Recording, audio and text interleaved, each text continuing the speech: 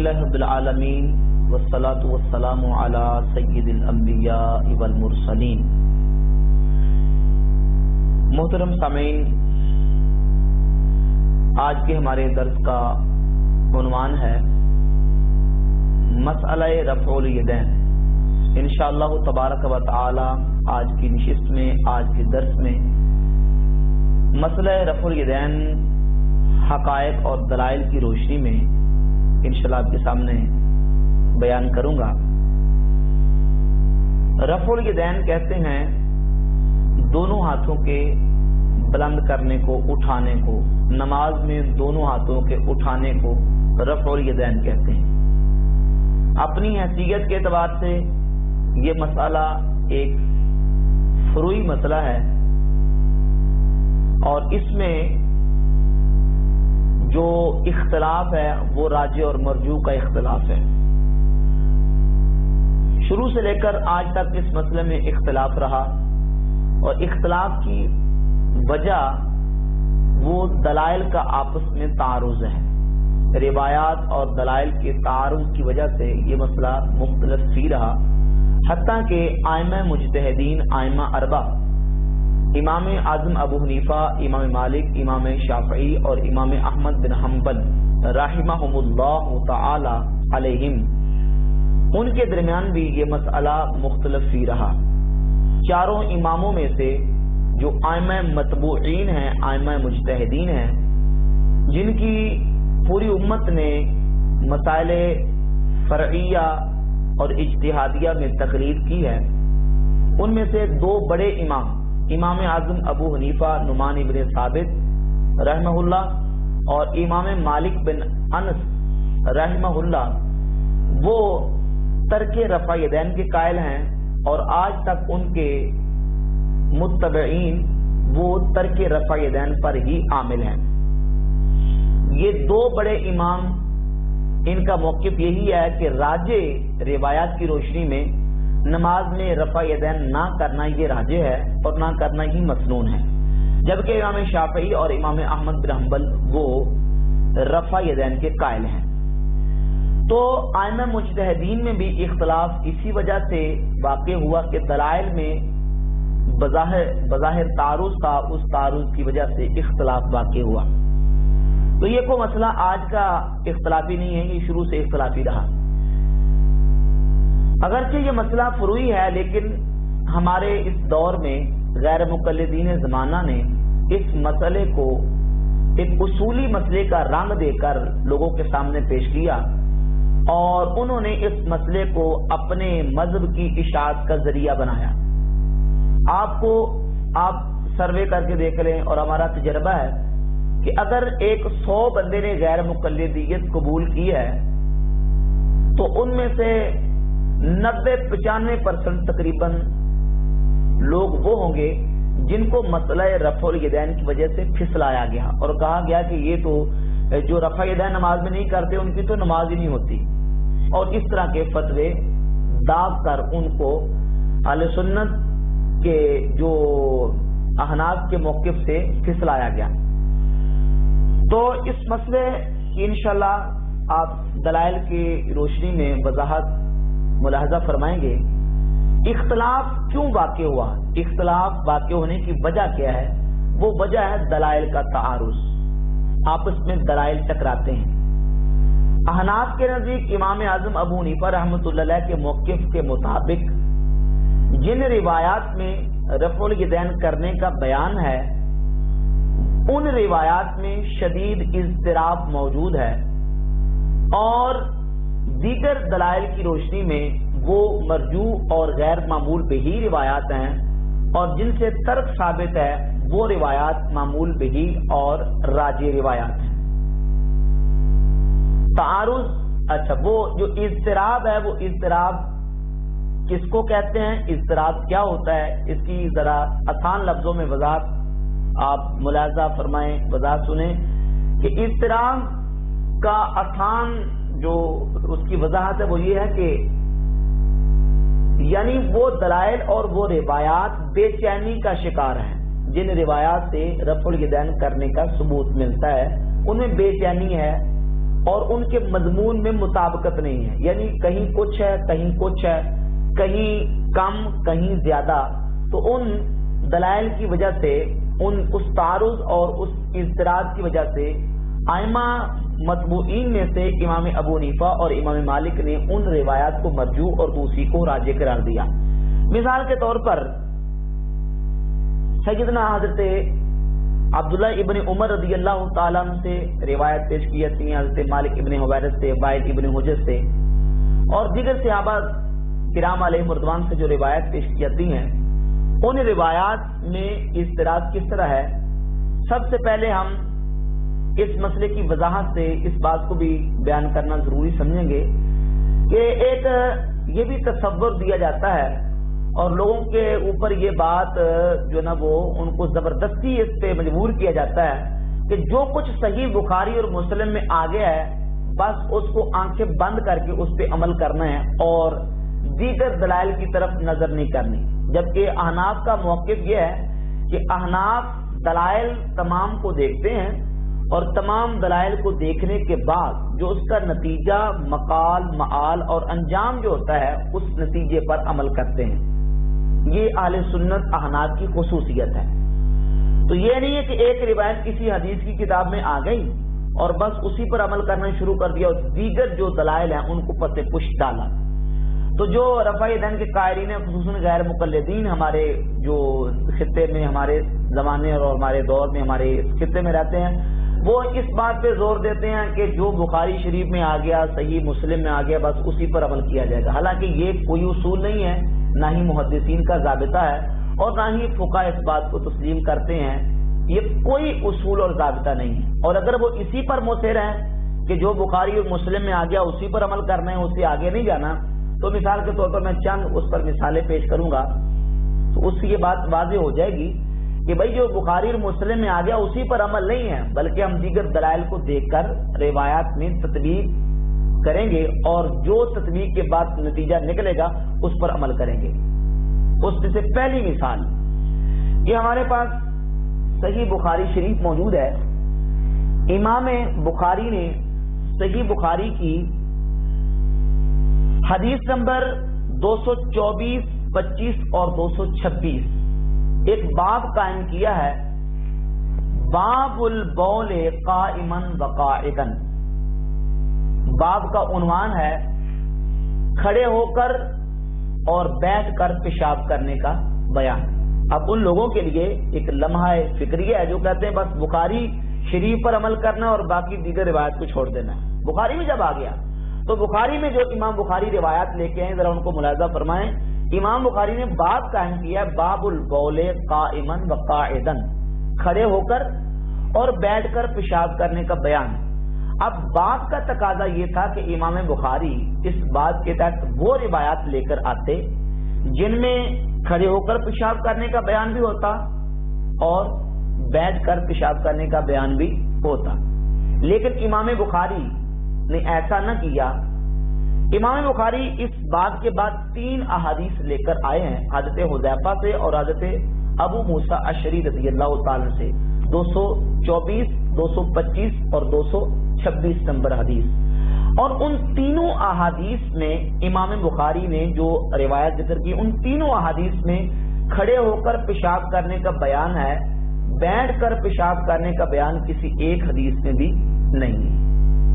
باب کا تقاضا تو یہ تھا کہ اس میں کھڑے ہو کے پیشاب کرنے کا بیان بھی آتا اور بیٹھ کے پیشاب کرنے کا بیان بھی آتا، لیکن تینوں احادیث میں کھڑے ہو کے پیشاب کرنے کا بیان ہے۔ اب سوال یہ ہے کہ کیا بیٹھ کر پیشاب کرنے کی کوئی صحیح حدیث نہیں ہے، یا ہے لیکن امام بخاری کو نہ مل سکی، یا یہ کہ امام بخاری کے میرٹ پر اور جو ان کا ایک اسلوب اور ان کا ایک ضابطہ تھا اس ضابطے کے مطابق ان کو کوئی صحیح حدیث نہ مل سکی۔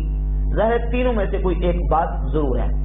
تو آیا ہم صحیح بخاری ہی پر رہیں گے یا آگے بھی جائیں گے اور صحیح بخاری کے مطابق ہی رہ کر اسی پر عمل کریں گے؟ تو پھر غیر مقلدین کو چاہیے کہ وہ کھڑے ہو کر پیشاب کیا کریں، کیونکہ صحیح بخاری میں تو تینوں حدیثیں کھڑے ہو کر پیشاب کرنے کی ہیں، کوئی ایک حدیث بھی بیٹھ کے پیشاب کرنے کی نہیں ہے۔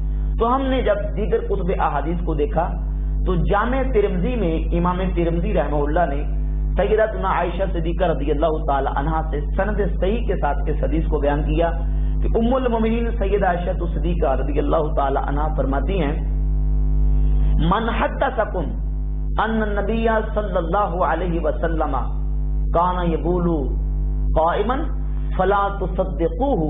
फरमाया जो तुम्हें ये हदीस बयान करे और जो कहे कि रसूलुल्लाह सल्लल्लाहु अलैहि वसल्लम खड़े होकर पेशाब करते थे, फला तुसद्दिक़ूहु, उसकी तस्दीक ना करो, उसकी बात की तस्दीक ना करो। मा काना यबूलु इल्ला काइदा, अल्लाह के नबी सल्लल्लाहु अलैहि वसल्लम तो बैठ कर ही पेशाब फरमाया करते थे।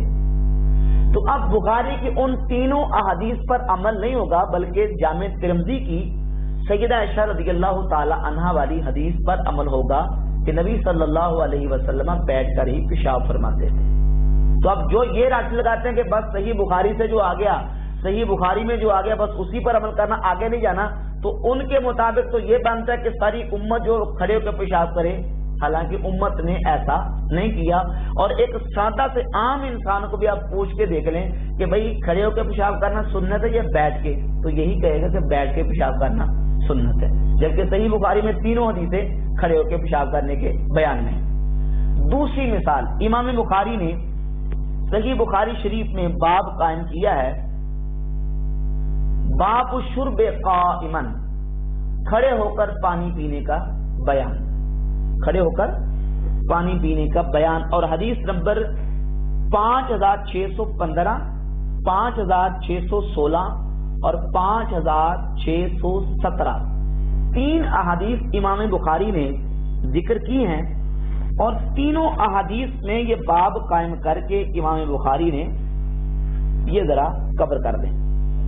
ये इमाम बुखारी ने बाब कायम करके तीन अहादीस बयान की और तीनों अहादीस में खड़े होके पानी पीने का बयान है। बैठ के पानी पीने का किसी एक हदीस में सराहतन बैठ के पानी पीने का बयान नहीं है। तो अब इसका मतलब ये हरगिज नहीं है कि खड़े होके पानी पीना सुन्नत बन गया और खड़े होके पानी पीना ही सुन्नत बनेगा और बैठ के पानी पीना सुन्नत के मुताबिक नहीं ठहरेगा, ये हरगिज मतलब नहीं।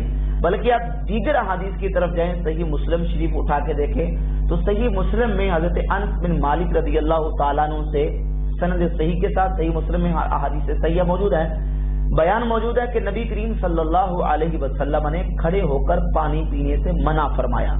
हुजूर सल्लल्लाहु अलैहि वसल्लम ने खड़े होकर पानी पीने से रोक दिया, मना कर दिया। और हजरत अनस बिन मालिक से ही रिवायत है कि बल्कि हुजूर सल्लल्लाहु अलैहि वसल्लम की हदीस है कि सही मुस्लिम में कि कोई बंदा अगर भूल कर भी खा पी ले तो उसे चाहिए कि वो क्या कर दे, खड़े होके भूल के खा पी लेता है तो उसे चाहिए वो क्या कर दे। तो यहाँ तक हदीस मौजूद है, लिहाजा सही मुस्लिम की उन अहादीस को देखा जाएगा और दीगर अहादीस को देख कर ही फैसला किया जाएगा कि बैठकर खाना पीना ही मसनून है। यही अहादीस सहीह से जो वो राजे मुअक्किद है। तो अब ये जो कहते हैं कि भाई सही बुखारी में आ गया, तो भाई सही बुखारी में है तो दूसरी रिवायत क्या, बुखारी शरीफ लिखे जाने के बाद जो इमाम बुखारी के असातिज़ा ने किताबें लिखी हैं, जिस तरह मुअत्ता इमाम मालिक है और मुस्नद इमाम अहमद बिन हंबल है, मुसन्नफ अब्दुर रज़्ज़ाक़ है, मुसन्नफ इब्न अबी शैबा है, क्या बुखारी शरीफ लिखे जाने के बाद वो सारी किताबें कल अदम हो गई और क्या उन पर सब किताबों पर जो है वो उनको फारिग कर दिया जाए? बिल्कुल हरगिज़ ऐसी बात नहीं है। और उम्मत में से किसी एक फकीर, किसी मुहद्दिस ने ऐसी बात नहीं की। हमेशा जो है वो दलाइल तमाम को देखकर जो है वो फैसला किया जाता है। तो अहनाफ की यह खुसूसियत है कि वो तमाम दलाइल को देखकर फैसला करते हैं। हमारे मौक़िफ़ के मुताबिक जो रिवायात रफ़ुल यदैन के सिलसिला में पेश की जाती हैं, उनमें से जो सबसे पहली रिवायत है वो है हजरत अब्दुल्ला इब्न उमर रज़ियल्लाहु ताला अन्हु से, जो कि सही बुखारी शरीफ में 735 नंबर से शुरू होती है और एक हजरत मालिक बिन हुवैरिस से और बाकी 739 नंबर तक सही बुखारी में हजरत अब्दुल्ला बिन उमर रज़ियल्लाहु ताला अन्हु से रफ़ुल यदैन के बारे में हदीस मौजूद है।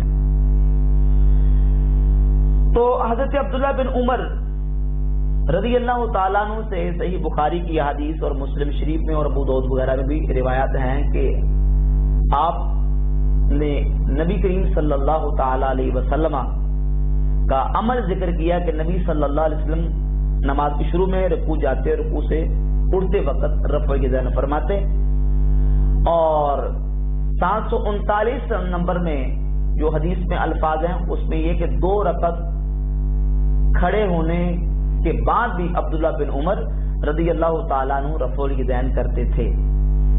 یہی حدیث جو صحیح بخاری میں ہے، امام بخاری کی سند کے ساتھ جو حدیث صحیح بخاری میں ہے، امام مالک رحمہ اللہ جب اسی حدیث کو اپنی کتاب میں لے کے آئے موطا امام مالک میں، تو موطا امام مالک کے صفحہ نمبر 61 پر امام مالک نے مالک ان ابن شہاب ان سالم بن عبداللہ ان عبداللہ ابن عمر کان یکبر فی الصلاۃ کلما خفض ورفع، مالک ان نافع ان عبداللہ ابن عمر کان اذا افتتح الصلاۃ رفع یدیہ حذو منکبیہ واذا رفع راسہ من الرکوع رفع ما دون ذلک.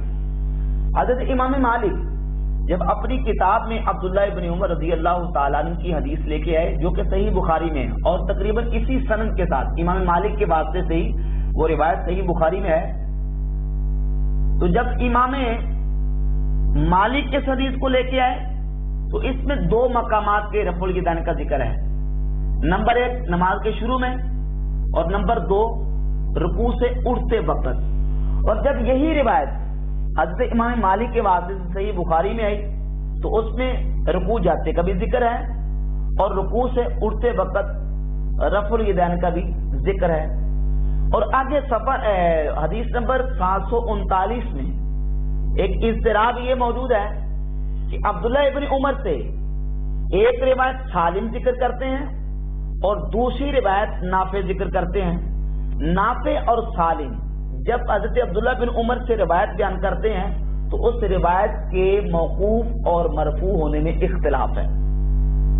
یعنی نافع اور سالم کوئی مرفوع بیان کرتا ہے، کوئی بیان کرتا ہے موقوف. اور جو 739 نمبر حدیث ہے اس حدیث کے بارے میں میں محدثین کی آراء پیش کروں گا. امام ابو داؤد نے سنن ابی داؤد میں حضرت عبداللہ بن عمر کی اسی حدیث کو بیان کرنے کے بعد جو 739 نمبر حدیث ہے، 741 نمبر حدیث کے تحت ذکر فرماتے ہیں قال ابو داؤد الصحیح قول ابن عمر لیس بمرفوع، کہ صحیح بات یہ ہے کہ جو مرفوعاً یعنی رسول اللہ صلی اللہ علیہ وسلم تک جو جس کی حدیث کی نسبت جاتی ہے عبداللہ بن عمر سے جو روایت ہے وہ عبداللہ بن عمر سے موقوفاً روایت ہے، ان کا اپنا عمل ہے، وہ نبی کریم صلی اللہ علیہ وسلم کی حدیث نہیں ہے. اسی طرح اسی بات کو امام ابن حجر عسقلانی نے اپنی کتاب فتح الباری کی جلد نمبر 2 کے صفحہ نمبر 283 پر بیان کیا. وحقت دارقطنی فی العلل الاختلاف فی وقت ہی برفعہ، کہتے ہیں امام دارقطنی نے اپنی کتاب العلل میں اس حدیث کے مرفوع اور موقوف ہونے میں اختلاف بیان کیا. وقال الاشبہ بالصواب قول عبد الاعلی، کہتے ہیں کہ صحیح ترین بات یہ ہے کہ یہ عبد الاعلی کا قول ہے. وحقل اسماعیلی عن بعض مشایخ ہی، اسماعیلی نے اس بات کو اپنے بعض مشایخ سے حکایت کیا ہے انہ اومع الی ان عبد الاعلی ابطأ فی رفعہ، کہ اس حدیث کا جو راوی ہے عبد الاعلی اس نے اس موقوف حدیث کو مرفوع بیان کرنے میں غلطی کی ہے. یعنی رسول اللہ صلی اللہ علیہ وسلم تک اس حدیث کے مرفوع ہونے میں عبد الاعلی سے غلطی ہوئی ہے، لہذا اس حدیث کے مرفوع اور موقوف ہونے میں بھی اختلاف ہے. پھر سیدنا عبداللہ ابن عمر رضی اللہ تعالیٰ عنہ کی روایت میں اتنا شدید اضطراب موجود ہے کہ آپ احادیث کی دیگر کتابوں کو اٹھا کر دیکھیں. یہ تو صحیح بخاری شریف میں جو روایات موجود تھی، دیگر کتابوں کی روشنی میں انشاءاللہ میں دکھاؤں گا کہ سیدنا عبداللہ ابن عمر رضی اللہ تعالیٰ عنہ سے مصنف ابن ابی شیبہ کی جلد نمبر 1 صفحہ نمبر 304 پر ایک اور روایت ملاحظہ فرمائیں. یہ فی رفع الیدین بین السجدتین، یہ حدیث نمبر 3، 2 سجدوں کے درمیان رفع الیدین کا بیان سند صحیح کے ساتھ. اور یہ وہ سند ہے جس سند کو غیر مقلدین کے چوٹی کے علماء نے صحیح تسلیم کیا ہے اس کا میں حوالہ پیش کرتا ہوں. پہلے روایت سماعت فرمائیں. حدثنا ابو بکر قال اخبرنا ابو اسامہ عن عبید اللہ عن نافع عن ابن عمر انه كان يرفع يديه اذا رفع رأسه من السجدة الاولى. کہ حضرت عبداللہ بن عمر جب پہلے سجدے سے سر اٹھاتے تو رفع یدین کرتے. پہلے سجدے سے سر اٹھاتے اس وقت رفع یدین کرتے. بخاری میں کیا تھا؟ موطا امام مالک میں کیا تھا؟ موطا امام مالک میں تھا کہ نماز کے شروع میں اور رکوع سے اٹھتے رفع یدین کرتے. بخاری میں آیا تو اس نے کہ نماز کے شروع میں رکوع جاتے, رکوع سے اٹھتے رفع یدین کرتے. اور جس حدیث میں 2 رکعتوں کے بعد رفع یدین کا ذکر ہے وہ روایت موقوف ہے, مرفوع نہیں ہے. امام ابو داؤد نے فیصلہ کر دیا. اور اب یہ مصنف ابن ابی شیبہ میں امام بخاری کے استاد امام ابو بکر ابن ابی شیبہ اپنی سند کے ساتھ یہ حدیث لے کے آئے کہ حضرت عبداللہ بن عمر جب پہلے سجدے سے اٹھتے تو اس وقت بھی رفع یدین کرتے. تو لہذا اس میں ایک اور بات آ گئی. اس کے علاوہ المحلہ ابن حزم یہ کتاب ہے اور اس کی سند بھی صحیح. پہلے میں اس کی سند بیان کر دوں. اس کی سند کے بارے میں یہ کتاب ہے نماز نبوی. نماز نبوی ناصر الدین البانی کی کتاب ہے. اس کے صفحہ نمبر 159 پہ ناصر الدین البانی صاحب لکھتے ہیں کہ انس ابن عمر, نافع, طاؤس, حسن بصری, ابن سیرین اور ایوب سختیانی سے مرفوعاً ثابت ہے. یعنی سجدوں میں رفع یدین کرنا حضرت انس بن مالک سے, حضرت عبداللہ بن عمر سے, حضرت نافع, طاؤس, حسن بصری, ابن سیرین اور ابو ایوب سختیانی سے مرفوعاً ثابت ہے. اس کے نیچے یہ دیکھیں 398 نمبر یہ نمبر لگا ہے.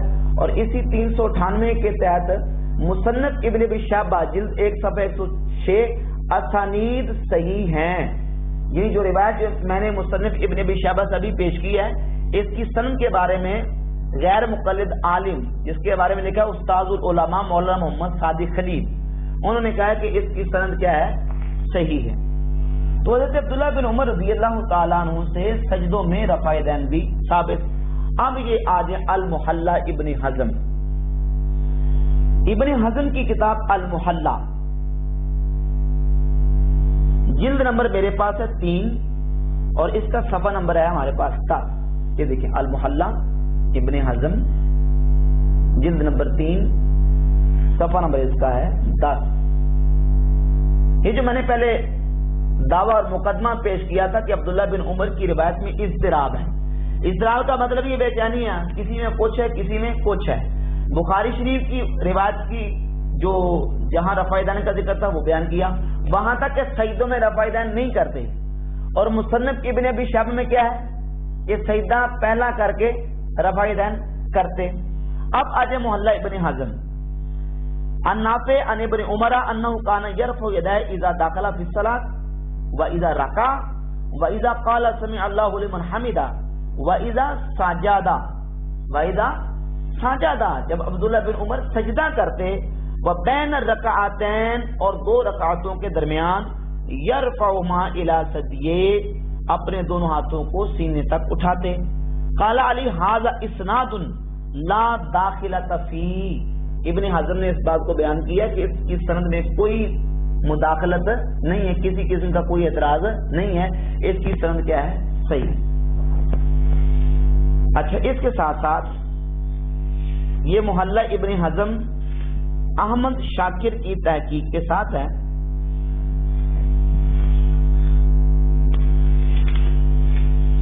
اس میں بھی احمد شاکر نے اس روایت کو صحیح تسلیم کیا ہے.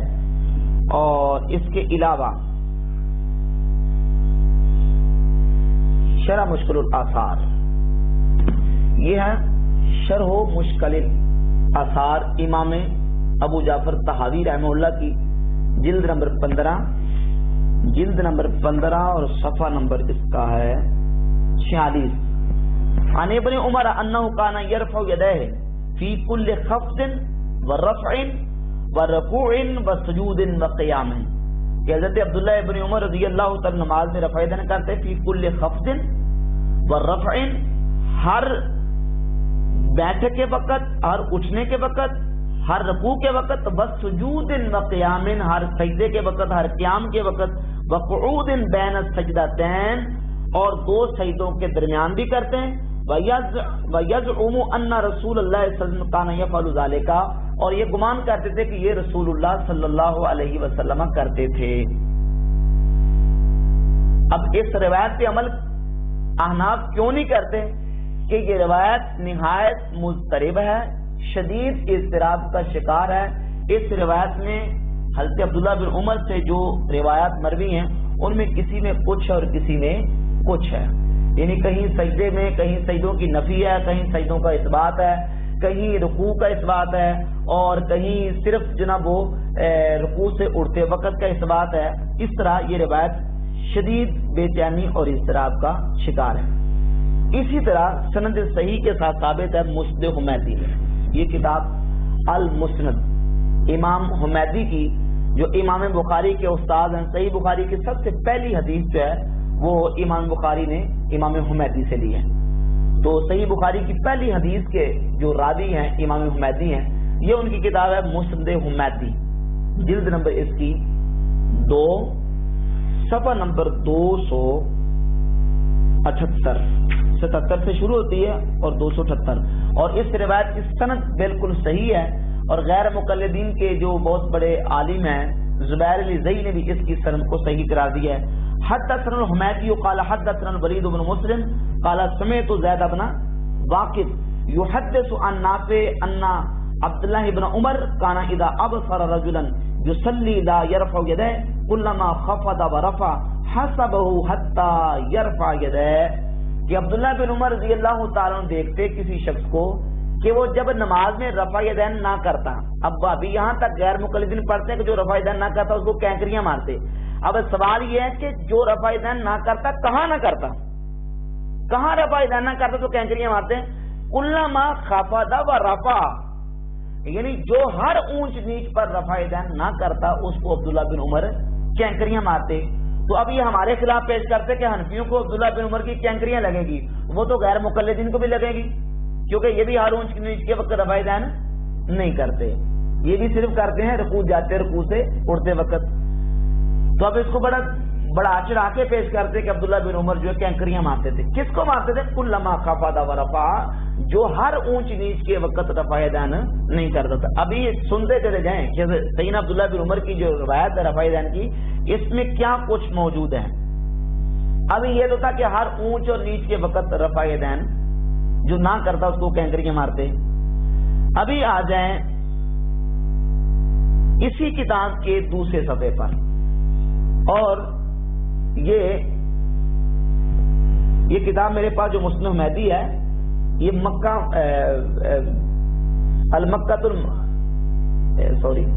یہ سعودیہ سے چھپی ہے، یہ سعودیہ سے شائع شدہ نسخہ ہے، صفحہ نمبر 277 پہ حدیث موجود ہے۔ حضرت عبداللہ بن عمر رضی اللہ تعالیٰ فرماتے ہیں رأیت رسول اللہ صلی اللہ علیہ وسلم اذا افتتح الصلاۃ، عبداللہ بن عمر کہتے ہیں کہ رسول اللہ صلی اللہ علیہ وسلم نماز شروع کرتے رفع یدہ حذو منکبہ، تو کنوں تک ہاتھ اٹھاتے، وَإِذَا أَرَادَ، اور جب رکوع وَإِذَا أَرَادَ أَن يَرْكَعَ، جب حضور رکوع کا ارادہ کرتے، وَبَعْدَ مَا يَرْفَعُ رَأْسَهُ مِنَ الرُّكُوعِ، اور جب رکوع سے سر اٹھاتے، فَلَا يَرْفَعُ وَلَا بَيْنَ السَّجْدَتَيْن، نہ نبی کریم علیہ الصلوۃ والسلام رکوع جاتے رفع یدین کرتے، اور نہ ہی رکوع سے اٹھتے وقت رفع یدین کرتے، اور نہ ہی دونوں سجدوں کے درمیان رفع یدین کرتے۔ تو اس حدیث اور دیگر احادیث سے اس روایت کا اضطراب بالکل واضح ہو جاتا ہے کہ سیدنا عبداللہ بن عمر رضی اللہ تعالیٰ کی روایت میں، حدیث میں اتنا شدید اضطراب ہے کہ روایتوں کا مضمون آپس میں ملتا نہیں ہے، مضمون کی آپس میں مطابقت نہیں ہے۔ تو جو ایسی روایت ہوتی ہے جس میں اس طرح کا اضطراب ہو، کسی میں کچھ ہو، کسی میں کچھ ہو، کسی میں نفی ہو، کسی میں اثبات ہو، تو اس کو کہتے ہیں مضطرب۔ اس روایت کو کیا کہتے ہیں؟ مضطرب روایت ہے، وہ اضطراب کا شکار ہے، اس پر عمل کرنا ممکن نہیں ہوتا۔ اس کے ساتھ ساتھ مسند حمیدی کے ہمارے پاس مسند ابی عوانہ موجود ہے، مسند ابی عوانہ میں بھی یہی الفاظ موجود ہیں. مسند ابی عوانہ جلد نمبر 1 صفحہ نمبر 334 کہ سیدنا عبداللہ ابن عمر رضی اللہ تعالیٰ عنہ فرماتے ہیں کہ نبی کریم صلی اللہ علیہ وسلم جب رکوع جاتے رکوع سے اڑتے اور رفع اور سجدوں کے درمیان رفع یدین نہیں کرتے. عبارت سن لیں وَإِذَا أَرَادَ أَن يَرْكَعَ وَبَعْدَ مَا يَرْفَعُ رَأْسَهُ مِنَ الرُّكُوعِ لَا يَرْفَعُهُمَا.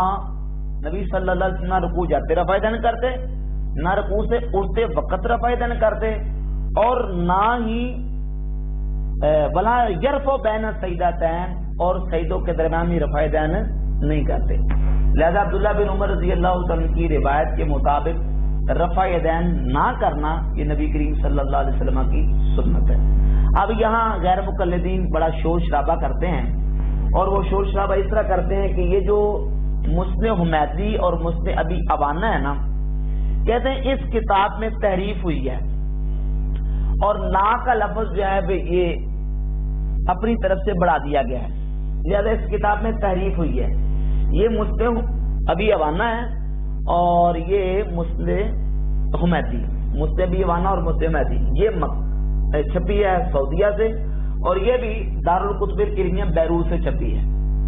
دونوں کتابوں میں لا یرفع کے الفاظ موجود ہیں, اور اس کے میرے پاس قلمی مخطوطے اور قلمی نسخے موجود ہیں جو ہاتھ کی لکھی ہوئی کتابیں اس کی فوٹو کاپی موجود ہیں, کہ ان ہاتھ کی لکھی ہوئی کاپیوں میں بھی لا کے الفاظ موجود ہیں. ذرا لے کے نسخے دونوں. اس کے لیے ایک اور حوالہ میں پیش کروں گا. غیر مقلدین کے بہت بڑے عالم ہیں بدیع الدین راشدی, ان کے پاس جو مسند حمیدی کا قلمی مخطوطہ نسخہ موجود ہے پیر آف جنڈا, جو قلمی نسخہ اور قلمی مخطوطہ موجود تھا, وہ نسخہ انہوں نے یہاں اس کے جو نا 2 حوالے کوڈ کیے ہیں. پہلے وہ میں نسخہ پیش کروں گا, نسخہ دکھاؤں گا. یہ دیکھیں مسند ابی بکر مسند حمیدی, یہ ہاتھ کا لکھا ہوا نسخہ ہے امام بخاری کے استاد امام عبداللہ بن زبیر حمیدی کا, اور یہ وہ مطلوبہ صفحہ ہے جس میں لا کے الفاظ فلا یرفع. یہ لائن لگی, ذرا زوم کر کے دکھا دیں لائن جہاں لگی ہے نا, ہاتھ کا لکھا ہوا نسخہ جس میں لا کے الفاظ موجود ہیں کہ رکوع جاتے اور رکوع سے اٹھتے وقت رفع یدین عبداللہ بن عمر رضی اللہ عنہ کی روایت کے مطابق نبی کریم علیہ السلام کی سنت نہیں ہے. یہ پہلا نسخہ ہے, اور یہ ہے دوسرا نسخہ. اس میں بھی لا یرفع کے الفاظ موجود ہیں. یہ صفحہ نمبر 111 میں یہ ہاتھ کا لکھا ہوا کلمہ مخطوطہ, اور یہ وہ مخطوطہ ہے جو غیر مقلدین کے عالم زبیر علی زئی کے استاد بدیع الدین راشدی کے پاس نسخہ تھا, اس میں بھی یہی الفاظ تھے. یہ ذرا میں پڑھ کے سنا دوں. کہتے ہیں قال ابو محمد وبقى في نسخة الحمیدی التي بين اظهرنا هكذا حدثنا الحمیدی قال حدثنا الزهری قال اخبرني سالم بن عبد الله عن ابيه قال رأيت رسول الله صلى الله عليه وسلم يفتتح الصلاة رفع يديه حذو منكبيه واذا اراد ان يركع وبعد ما يرفع رأسه من الركوع فلا يرفع ولا بين السجدتين. یہ پہلی سطر ہے. اس میں بھی لا کے الفاظ موجود ہیں جو کہ مسند حمیدی کا نسخہ پیر آف جنڈا یہ بدیع الدین راشدی غیر مقلد کے پاس موجود تھا, اور اپنے نسخے سے یہ کلمات اور الفاظ ذکر کیے ہیں. لہذا سیدنا عبداللہ ابن عمر رضی اللہ تعالیٰ عنہ سے جہاں رفع یدین کا ثبوت موجود ہے وہاں ترک رفع یدین بھی سیدنا عبداللہ ابن عمر رضی اللہ عنہ کی روایتوں میں ثابت ہے.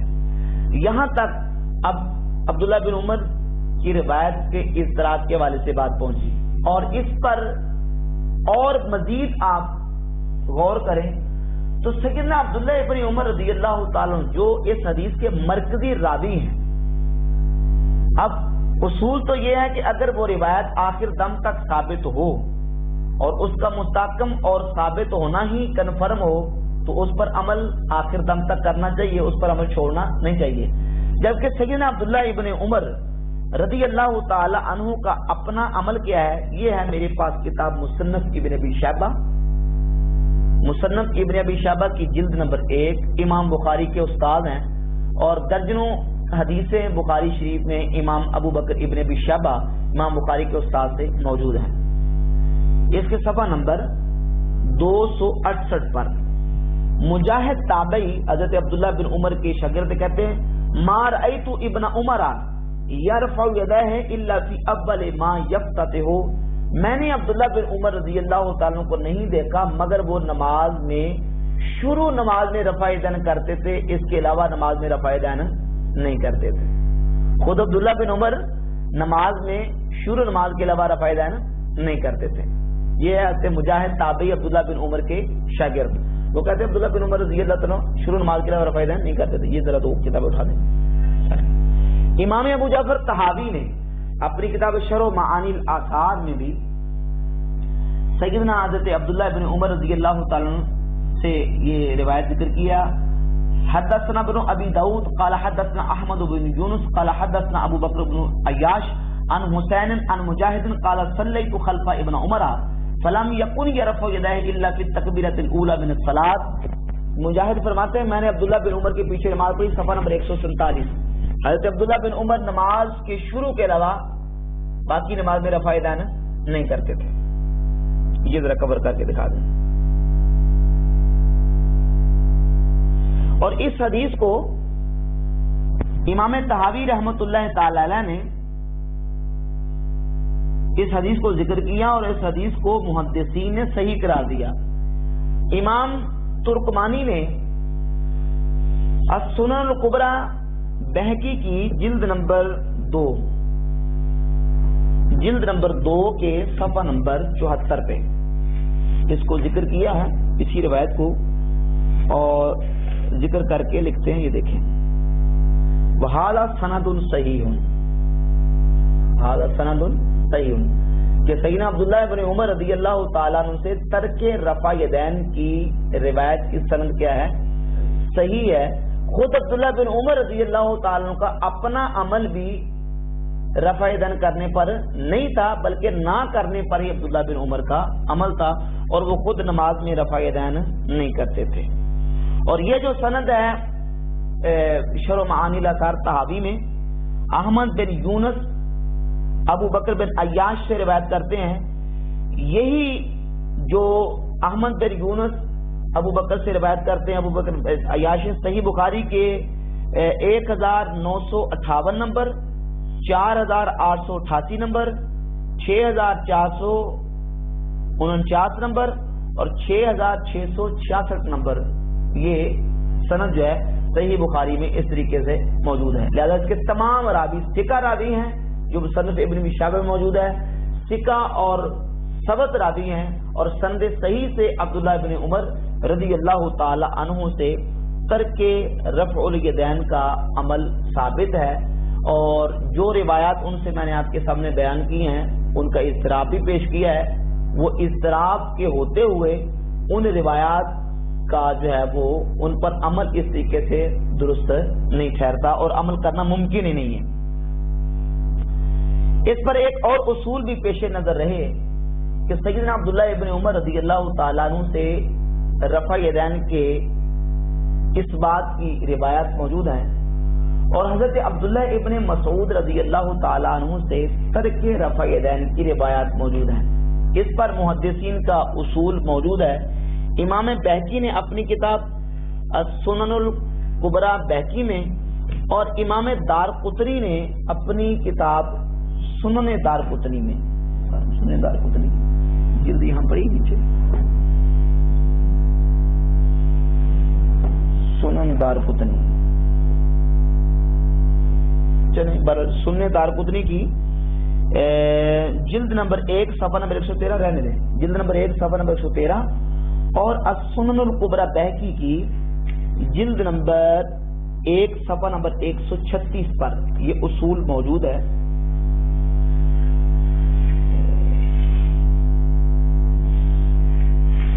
جلد نمبر 2 نمبر 1 صفحہ نمبر 136 پر وہ اصول کیا ہے کہ جب حضرت عبداللہ بن عمر اور عبداللہ ابن مسعود رضی اللہ تعالیٰ عنہ کی روایات جمع ہو جائیں، اذا اجتمع ابن مسعود وابن عمر वख्तलफा फब्न मसऊद औला अन युतबा। इमाम अहमद बिन हंबल फरमाते हैं जब अब्दुल्ला बिन मसूद और अब्दुल्ला बिन उमर की रिवायात जमा हो जाएं, इख्तलाफ आ जाए, तो अब उसूल क्या है? उसूल ये है कि हजरत अब्दुल्ला बिन मसूद की रिवायत को तरजीह होगी। सही ना, अब्दुल्ला बिन मसूद की रिवायत को तरजीह होगी, क्योंकि अब्दुल्ला बिन मसूद रदी अल्लाह ताला अन्हु मुज्तहिद सहाबी हैं, और ये वो सहाबी हैं जिनके बारे में रसूलुल्लाह सल्लल्लाहु अलैहि वसल्लम ने खुद इरशाद फरमाया। मुस्तदरक के हाकिम की जिल्द नंबर 3 और हदीस का नंबर है 5387। नबी करीम अलैहि सलाम ने फरमाया रदीतु लि उम्मती मा रदियल्लाहु इब्नु उम्मे अब्दन, फरमाया कि जिस मेरी उम्मत के लिए जिस काम पर अब्दुल्ला बिन मसूद राजी है, मैं उस बात पर राजी हूँ। और दूसरी हदीस है जामे तिरमिज़ी में, अलबानी ने इसको सही कहा, तमस्सकू बिअहद बिन मसूद, अब्दुल्ला बिन मसूद की बात को लाजिम पकड़ो, उसको तमस्सुक करो, उसको लाजिम पकड़ो। तिरमिज़ी की हदीस नंबर 3814 है, और मुस्तदरक के हाकिम की हदीस का नंबर है 5399। रसूलुल्लाह सल्लल्लाहु अलैहि वसल्लम ने इरशाद फरमाया लौ कुन्तु मुस्तखलिफन अहदन मिन गैर मशवरतिन लस्तखलफ्तु अलैहिम इब्न उम्मे अब्दन, अगर मैं बगैर मशवरे के किसी को खलीफा बनाता तो मैं अब्दुल्ला इब्न मसूद रज़ी अल्लाह ताला को खलीफा बनाता। तो इन हदीस के होते हुए सैयदना अब्दुल्ला इब्न उमर रज़ी अल्लाह ताला अन्हु और अब्दुल्ला इब्न मसूद रज़ी अल्लाह ताला की जब रिवायत में तारुज़ आएगा तो तरजीह हज़रत अब्दुल्ला बिन मसूद की रिवायत को होगी। और इस पर एक और अहम बात सैयदना अब्दुल्ला बिन उमर की रिवायत के हवाले से भी पेश नजर है कि सैयदना अब्दुल्ला इब्न उमर रज़ी अल्लाह ताला अन्हु के जो शागिर्द थे, इमाम शाफी अब्दुल्ला बिन उमर के शागिर्द हैं, और ये वो शागिर्द हैं कि 1.5 या 2 साल हज़रत अब्दुल्ला बिन उमर के पास आपकी सोबत में रहे। मुसन्नफ इब्न अबी शैबा में आपसे रिवायत मौजूद है इमाम शाफी से। इमाम शाफी वो जलीलुल कदर ताबई के जिसने 500 सहाबा की ज़ियारत की है, 500 सहाबा की ज़ियारत। अब्दुल्ला बिन उमर के जो शागिर्द हैं इमाम शाफी, उनका अपना अमल क्या था? मुसन्नफ इब्न अबी शैबा जिल्द नंबर है 1, सफ़ा नंबर है 267। हद्दसना मुबारक अन अशस अन शाबी अन्नहु काना यरफ़उ यदैहि फी अव्वल तकबीरा सुम्मा ला यरफ़उहुमा। इमाम शाबी, ये हदीस नंबर 5 रिवायत नंबर। इमाम शाबी रहमहुल्लाह नमाज में सिर्फ शुरू में रफ़ा-ए-दैन करते, बाकी किसी मकाम पे रफ़ा-ए-दैन नहीं करते थे। तो इन तमाम रिवायात और तमाम अहादीस के पेश नजर ये बात वाज़ेह हो जाती है कि सैयदना अब्दुल्ला इब्न उमर रज़ी अल्लाह ताला अन्हु का भी आखिरी अमल जो है वो तर्के रफ़उल यदैन था, और इसी पर उनका आखिरी अमल रहा है। जो रिवायात उनसे साबित हैं, जो रिवायात उनके बारे में आती हैं, उन रिवायात को अगर जमा किया जाए तो वो इज़्तिराब का शिकार हैं, मुज़तरिब रिवायात हैं, उन पर अमल करना मुमकिन नहीं है। और खुद गैर मुक़ल्लिदीन जो इस मसले के बहुत बड़े दाई हैं और उन्होंने इस मसले को कुफ्र इस्लाम के दर्जे तक लिया हुआ है, वो खुद भी अब्दुल्ला बिन उमर की तमाम रिवायत पर आमिल नहीं। इसी तरह इस सिलसिले में दूसरी जो रिवायत पेश की जाती है मसला रफ़उल यदैन की इस बात पर, वो है हज़रत मालिक इब्न हुवैरिस रज़ी अल्लाह ताला अन्हु की रिवायत। मालिक बिन हुवैरिस, इमाम बुखारी उस रिवायत को लेके आए हैं। उसमें भी रुकू जाते और रुकू से उड़ते वक्त रफ़ा-ए-दैन का जिक्र है, जबकि सनद सही के साथ हज़रत मालिक बिन हुवैरिस रज़ी अल्लाह ताला अन्हु से सजदों में रफ़ा-ए-दैन का जिक्र भी मौजूद है। सुनन निसाई निकाल लेनी, सुनन निसाई दूसरी 1 जिल्द वाली निकाल लें, सुनन निसाई, ये देखिए जरा, बाबो रफ़ल यदैन लिस्सुजूद, हदीस नंबर 1082, हदीस नंबर 1082। हज़रत मालिक इब्न हुवैरिस रज़ी अल्लाह ताला अन्हु से रिवायत है, अन शुबा अन कतादा अन नस्र बिन आसिम अन मालिक इब्न हुवैरिस अन्नहु रअन नबिय्य सल्लल्लाहु अलैहि वसल्लम रफ़अ यदैहि फी सलातिही, حضرت مالک بن حویرث فرماتے ہیں کہ انہوں نے نبی صلی اللہ علیہ وسلم کو دیکھا کہ حضور صلی اللہ علیہ وسلم نماز میں رفع دین کرتے، وَإِذَا رَفَعَ رَأْسَهُ مِنَ الرُّكُوعِ، جب رکوع کو جاتے اور جب رکوع سے سر اٹھاتے رفع دین کرتے، وَإِذَا سَجَدَ اور جب سجدہ کرتے، وَإِذَا رَفَعَ رَأْسَهُ مِنَ السُّجُودِ اور جب سجدوں سے سر اٹھاتے اس وقت بھی حضور رفع دین کرتے، حتیٰ یحاذی بہما فروع اذنیہ، حتیٰ کہ ہاتھ جو ہیں وہ کانوں کی لو تک پہنچ جاتے۔ تو اس میں تو سجدوں کا بھی رفع دین کا ذکر ہے، جبکہ غیر مقلدین وہابی سجدوں میں رفع دین نہیں کرتے۔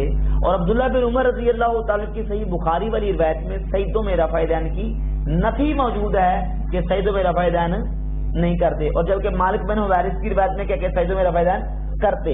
اور یہ ایسی روایت ہے سند صحیح کے ساتھ ثابت ہے، کسی ایک محدث نے اس کے کسی راوی پر جرح نہیں کی اور نہ ہی اس حدیث کو ضعیف قرار دیا۔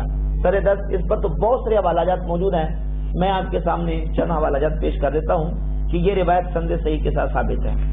یہ دیکھ لیں، ارواء الغلیل فی تخریج احادیث منار السبیل ناصر الدین البانی، ارواء الغلیل کے اندر ناصر الدین البانی صاحب کیا لکھتے ہیں، صفحہ نمبر 66 پہ یہی مالک ابن حویرث رضی اللہ عنہ کی حدیث کو بیان کیا، وَسَنَدُهُ صحیح، اس کی سند صحیح ہے، اور یہ متعدد روایات اور حدیث بیان کر کے لکھتے ہیں کہ اس کی سند صحیح ہے، سند اس کی صحیح ہے۔ یہ روایت سنن نسائی میں ہے، اور سنن نسائی کی جو تحقیق ہے اس پر بھی ناصر الدین البانی نے یہی لکھا ہے کہ اس کی سند صحیح ہے۔ امام ابن حجر اسقلانی فتح الباری کی جلد نمبر 2 صفحہ نمبر 284 پہ لکھتے ہیں، وَأَصَّحُ مَا وَقَفْتُ عَلَيْهِ مِنَ الْأَحَادِيثِ فِي الرَّفْعِ فِي السُّجُودِ مَا رَوَاهُ النِّسَائی، کہ نسائی کی جو روایت ہے جس میں سجدوں میں رفع دین کا ذکر ہے وہ صحیح ترین روایت ہے، اصح صحیح ترین روایت ہے، لہذا ثابت ہوا کہ حضرت مالک ابن حویرث رضی اللہ تعالیٰ عنہ سے جو رکوع کا رفع دین ذکر کرتے ہیں ان سے سجدوں کا رفع دین بھی ثابت ہے، جبکہ غیر مقلدین سجدوں کا رفع دین نہیں کرتے۔ ہم ان سے پوچھتے ہیں کہ تم سجدوں کا رفع دین کیوں نہیں کرتے، تم نے کیوں چھوڑا، اور یہ اس کے ترک کی اور اس کے چھوڑنے کی تاریخ کون سی ہے؟ ہمیں پوچھتے ہیں کہ یہ تم رکوع والا رفع دین نہیں کرتے، اس کے ترک کی تاریخ کون سی ہے؟ تو بھئی سجدوں والا تم نہیں کرتے، سجدوں کے ترک کی کون سی دلیل ہے اور سجدوں کے ترک کی کون سی تاریخ ہے؟ جب تم اس کی تاریخ بتاؤ گے تو پھر ہم رکوع والے رفع دین کے ترک کی بھی دلیل اور تاریخ بتائیں گے۔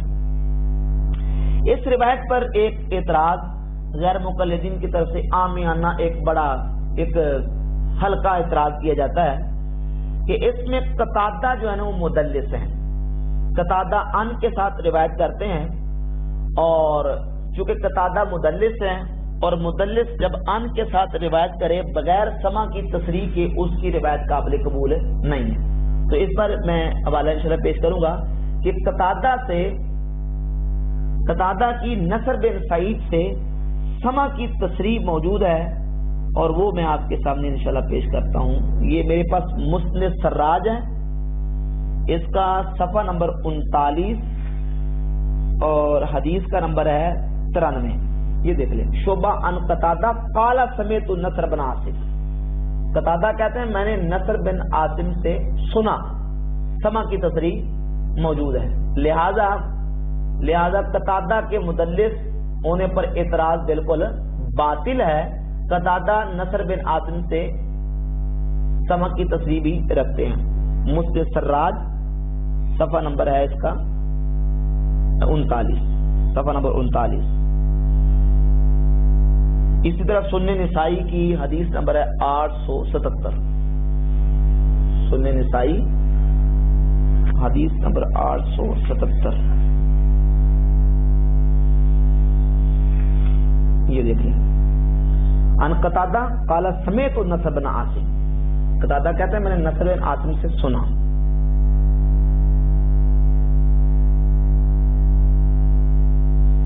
لہذا سنن نسائی کی یہ روایت بالکل سند صحیح سے ثابت ہے جس میں سجدوں کا رفع دین موجود ہے۔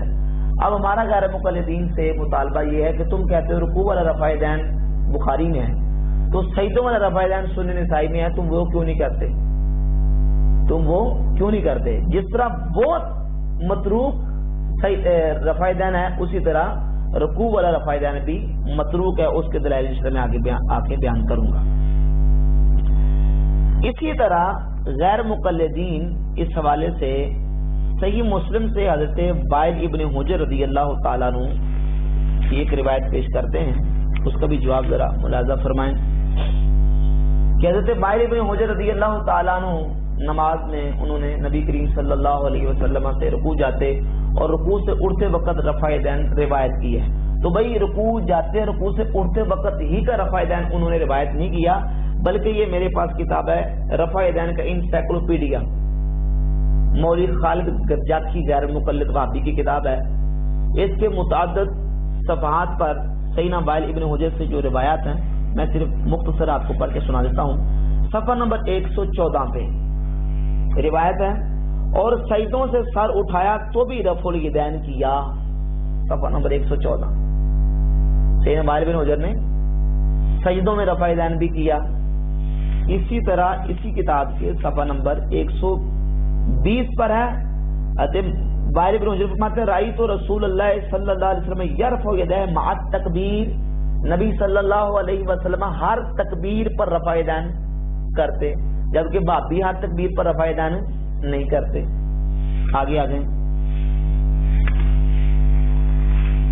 صفحہ نمبر 131 انہو رآ رسول اللہ صلی اللہ علیہ وسلم یرفع یدیہ حین یفتتح الصلاۃ وَإِذَا رَكَعَ وَإِذَا سَجَدَ، اور جب سجدہ کرتے تب بھی رفع یدین کرتے۔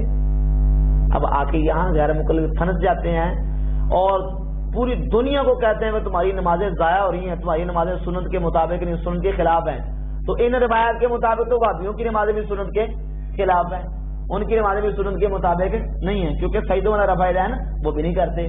تو اگر تم سجدوں والا نہ کرو تو تمہاری نماز سنت کے مطابق ہے، تو بھئی ہم اگر رکوع والا نہ کریں تو پھر بھی ہماری نماز سنت کے مطابق ہے۔ 133 نمبر صفحے پہ لکھتے ہیں وَإِذَا رَكَعَ وَإِذَا رَفَعَ رَأْسَهُ أَوْ سَجَدَ وَرَأَيْتُهُ يُسَلِّمُ عَنْ يَمِينِهِ وَعَنْ شِمَالِهِ، اور جب نبی صلی اللہ علیہ وسلم سجدہ کرتے تو اس وقت بھی رفع یدین کرتے، وائل ابن حجر رضی اللہ تعالی عنہ سے۔ اب کسی وجہ سے جب حضرت وائل ابن حجر کی جو روایت ہے نا، اس میں شدید جب اضطراب آیا کہ سجدوں میں ہر تکبیر کے وقت رکوع جاتے، رکوع سے اٹھتے وقت الفاظ اس کے مختلف تھے، کوئی ایک مضمون نہیں تھا، تو اس روایت کے بارے میں امام احمد بن حنبل رحمت اللہ تعالی علیہ نے فرمایا کہ انہو مختلف فی الفاظہ، یہ روایت مرجوح ہے، قابل عمل نہیں ہے۔ کیوں؟ لأنہو مختلف فی الفاظہ، کیونکہ اس کے الفاظ کیا ہیں؟ مختلف ہیں، اس کے الفاظ میں کیا ہے؟ اختلاف ہے، اس وجہ سے یہ روایت مرجوح ہے۔ اور یہ بات ابن عبد البر نے التمہید لما فی الموطا من المعانی والاسانید کی جلد نمبر 9 صفحہ نمبر 224 پر امام احمد بن حنبل کا قول ذکر کیا۔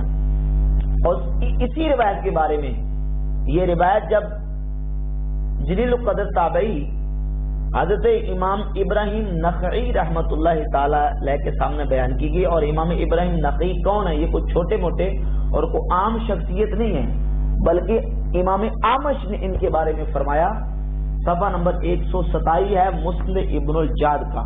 امام اعمش فرماتے ہیں، اسی بات کو امام ذہبی نے اپنی کتاب تذکرۃ الحفاظ میں ذکر کیا ہے، اور ابن الجاد نے روایت نمبر ہے میرے پاس 798 بیان کیا اس کو۔ امام اعمش نے کیا فرمایا؟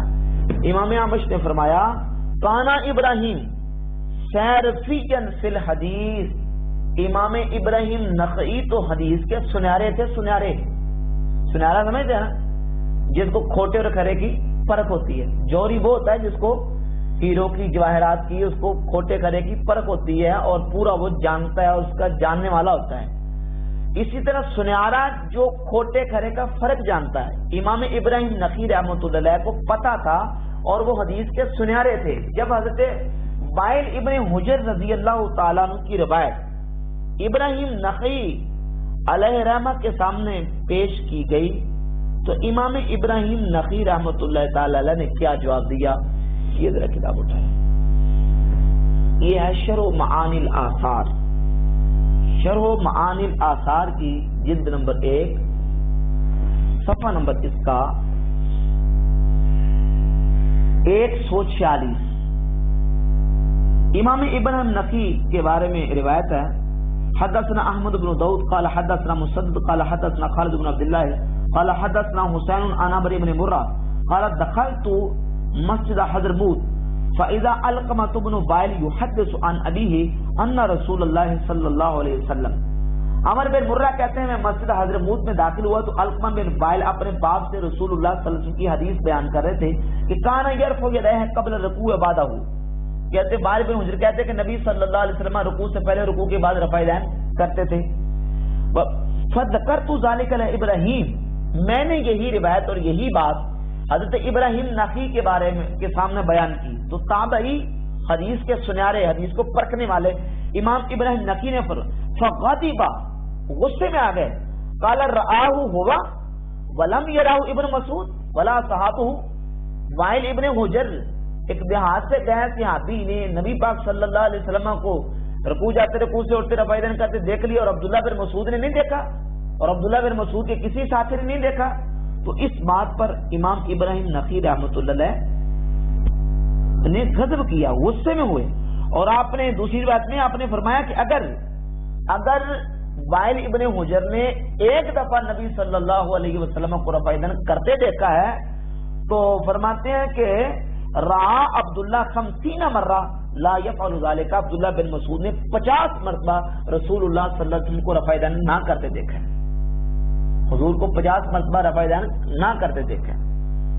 تو ابراہیم نخعی رحمۃ اللہ علیہ نے اس بات کو واضح بیان کیا، اور یہی بات السنن الکبریٰ کی جلد نمبر 2 صفحہ نمبر 81 پر امام بیہقی نے ذکر کیا ہے، اور دارقطنی کی جلد نمبر 1 صفحہ نمبر 230 پر بھی یہ روایت موجود ہے۔ لہذا وائل بن حجر کی اس روایت سے رفع یدین کا آخر وقت تک ثابت کرنا وہ بھی ثابت نہیں تھا۔ ایک روایت حضرت علی رضی اللہ تعالیٰ عنہ سے بھی پیش کی جاتی ہے کہ حضرت علی رضی اللہ تعالیٰ عنہ بھی یہ روایت کرتے ہیں کہ نبی صلی اللہ علیہ وسلم نے رکوع جاتے رکوع سے اٹھتے وقت رفع یدین کیا، جبکہ اس روایت میں ایک راوی ہے عبد الرحمن بن ابی زناد، اس کو محدثین نے ضعیف قرار دیا ہے، اور عبد الرحمن بن ابی زناد نے حضرت علی کی روایت کو بیان کرنے میں غلطی کی ہے۔ یہی روایت جب موسیٰ بن عقبہ محدث سے ان کے شاگرد ابن جریج بیان کرتے ہیں تو اس میں رفع یدین کا ذکر نہیں کرتے، جبکہ عبد الرحمن بن ابی زناد جب روایت کرتے ہیں تو اس وقت رفع یدین کا ذکر کرتے ہیں۔ لہذا عبد الرحمن بن ابی زناد کی یہ خطا اور غلطی ہے جو کہ ابن جریج نے اس روایت کو بیان نہیں کیا۔ مسند احمد کی جلد 1 صفحہ 191 پر 963 نمبر حدیث ہے ابن جریج سے جو موسیٰ بن عقبہ سے بیان کرتے ہیں، اس میں رفع یدین کا ذکر نہیں ہے، اور صحیح ابن خزیمہ کی جلد نمبر 1 صفحہ نمبر 306 حدیث کا نمبر ہے 607، اس میں بھی ابن جریج موسیٰ بن عقبہ سے روایت کرتے ہیں، اس میں بھی رفع یدین کا ذکر نہیں ہے۔ یہ صرف عبد الرحمن بن ابی زناد نے روایت کیا ہے جو کہ ضعیف راوی ہے، لہذا حضرت علی رضی اللہ تعالی سے رفع یدین کی جو روایت ہے وہ سند صحیح سے ثابت نہیں ہے۔ اسی طرح ایک اور اہم بات اس سلسلے میں کہ اگر حضرت علی رضی اللہ تعالیٰ عنہ کے نزدیک نبی کریم صلی اللہ علیہ وسلم سے رفع یدین کا آخر دم تک آخر وقت تک ثبوت ہوتا تو خود حضرت علی اس پر عمل بھی کرتے، جبکہ سند صحیح کے ساتھ ثابت ہے کہ حضرت علی رضی اللہ تعالیٰ نماز میں رفع یدین رکوع جاتے رکوع سے اٹھتے وقت رفع یدین نہیں کرتے۔ یہ مصنف ابن ابی شیبہ جلد نمبر 1 صفحہ نمبر 267 یہ ذرا ملاحظہ کر لیں۔ حضرت علی سے جو روایت ہے نمبر 3 نمبر روایت ہے کہ ان علی کان یرفع یدیہ اذا افتتح الصلاۃ ثم لا يعود، حضرت علی نماز کے شروع میں رفع یدین تو کرتے تھے لیکن بعد میں دوبارہ رفع یدین نہیں کرتے، ثم لا يعود پھر رفع یدین کو دوبارہ لوٹاتے نہیں تھے، بس نماز کے شروع میں رفع یدین کرتے تھے۔ اور یہ روایت وہ ہے جس کے بارے میں امام ابن عسقلانی نے لکھا کہ رجال ثقات، اس کے رجال ثقہ ہیں، امام طحاوی نے اس حدیث کو صحیح کہا، امام عینی نے اس حدیث کو صحیح کہا، امام دارقطنی نے بھی اس روایت کو صحیح کہا. اور اصول یہ ہے محدثین کا، امام ابو داؤد نے سنن ابی داؤد میں یہ اصول بیان کیا ہے، اذا تنازع الخبران، جب خبریں اور روایات آپس میں متنازع تعارض آ جائے، ٹکرا جائیں، تو اس صورت میں صحابہ کرام علیہ رضوان کے عمل کو دیکھا جائے گا کہ حضور کے صحابہ کا عمل کیا ہے. نبی صلی اللہ علیہ وسلم کے صحابہ کے عمل کے مطابق عمل کیا جائے گا. اور حضور کے صحابہ کا عمل یہ ہے کہ حضرت علی رضی اللہ تعالی عنہ بھی نماز میں رفع یدین نہیں کرتے تھے. اور اسی مصنف ابن ابی شیبہ میں اور شرح معانی الاثار میں امام طحاوی نے حضرت عمر فاروق رضی اللہ تعالی عنہ سے بھی روایت بیان کی ہے. یہ حدیث نمبر 15. اسود کہتے ہیں صلیت مع عمر، میں نے خود حضرت عمر کے پیچھے نمازیں پڑھی ہیں. فلم یرفع یدیہ فی شیء من صلاۃ الا حین افتتح الصلاۃ، وہ نماز کے شروع میں رفع یدین تو کرتے تھے اور شروع کے علاوہ باقی نماز میں رفع یدین نہیں کرا. حضرت عمر کون؟ حضرت خلیفہ ثانی حضرت عمر فاروق رضی اللہ تعالیٰ عنہ بھی رکوع جاتے، رکوع سے اٹھتے رفع یدین نہیں کرتے تھے. حضرت علی المرتضی سے بھی روایت آ گئی، وہ بھی رکوع جاتے، رکوع سے اٹھتے وقت رفع یدین نہیں کرتے تھے. اور حضرت عبداللہ ابن مسعود سے بھی آ گئی نمبر 4، عن ابراہیم عن عبداللہ انہ کان یرفع یدیہ فی اول ما یفتتح ثم لا یرفعہما. یہ حدیث نمبر ہے جی 4 مصنف ابن ابی شیبہ جلد نمبر 1 صفحہ نمبر 267. حضرت علی بھی نہیں کرتے، عبداللہ ابن مسعود بھی نہیں کرتے، حضرت عمر فاروق بھی نہیں کرتے. اور اگلی حدیث آ جائیں روایت نمبر 7 کہ حضرت علی اور عبداللہ ابن مسعود کے تمام شاگرد وہ بھی رکوع جاتے، رکوع سے اٹھتے وقت رفع یدین نہیں کرتے. اصحاب علی اور اصحاب عبداللہ بن مسعود وہ نماز میں رفع یدین نہیں کرتے تھے. خود حضرت علی بھی نہیں کرتے، عبداللہ بن مسعود بھی نہیں کرتے، حضرت عمر فاروق رضی اللہ تعالیٰ عنہ بھی نہیں کرتے. تمام کی سند بالکل صحیح ہیں. غیر مقلدین جو مرضی زور لگاتے جائیں ان روایت پر جرح جو کرتے جائیں، سب غیر مفسر جرح ہیں. سند صحیح کے ساتھ یہ ثقہ راویوں سے یہ روایت ثابت اور صحیح روایت ہے کہ حضرت عبداللہ بن مسعود، حضرت عبداللہ بن عمر، حضرت عمر فاروق رضی اللہ عنہ خود اور حضرت علی کے شاگرد، خود حضرت علی اور حضرت عبداللہ بن مسعود کے شاگرد وہ نماز میں رفع یدین نہیں کرتے تھے. لہذا حضرت علی کی روایت جو پیش کی جاتی ہے وہ بھی روایت درست نہیں. اور ایک روایت پیش کی جاتی ہے السنن الکبری بیہقی کی جلد نمبر 2 صفحہ نمبر 73 سے. یہ بھی ذرا اہم بات سننے والی ہے، اس کو ذرا غور سے سن لیں. صفحہ نمبر 73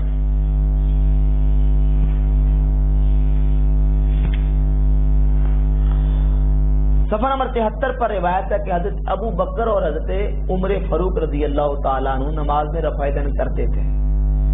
یہ روایت بالکل ضعیف روایت ہے، کسی طرح بھی صحیح نہیں ہو سکتی. علامہ ترکمانی نے اسی روایت پر تبصرہ کرتے ہوئے اس روایت کے راویوں پر سخت تنقید اور جرح کی ہے. میں آپ کو پڑھ کے سناتا ہوں. کہتے ہیں السلمی تکلم فیہ ابو حاتم، اس کا ایک راوی ہے اس روایت کا محمد بن اسماعیل السلمی، محمد بن اسماعیل السلمی. اس پر امام ابو حاتم نے کلام کیا ہے.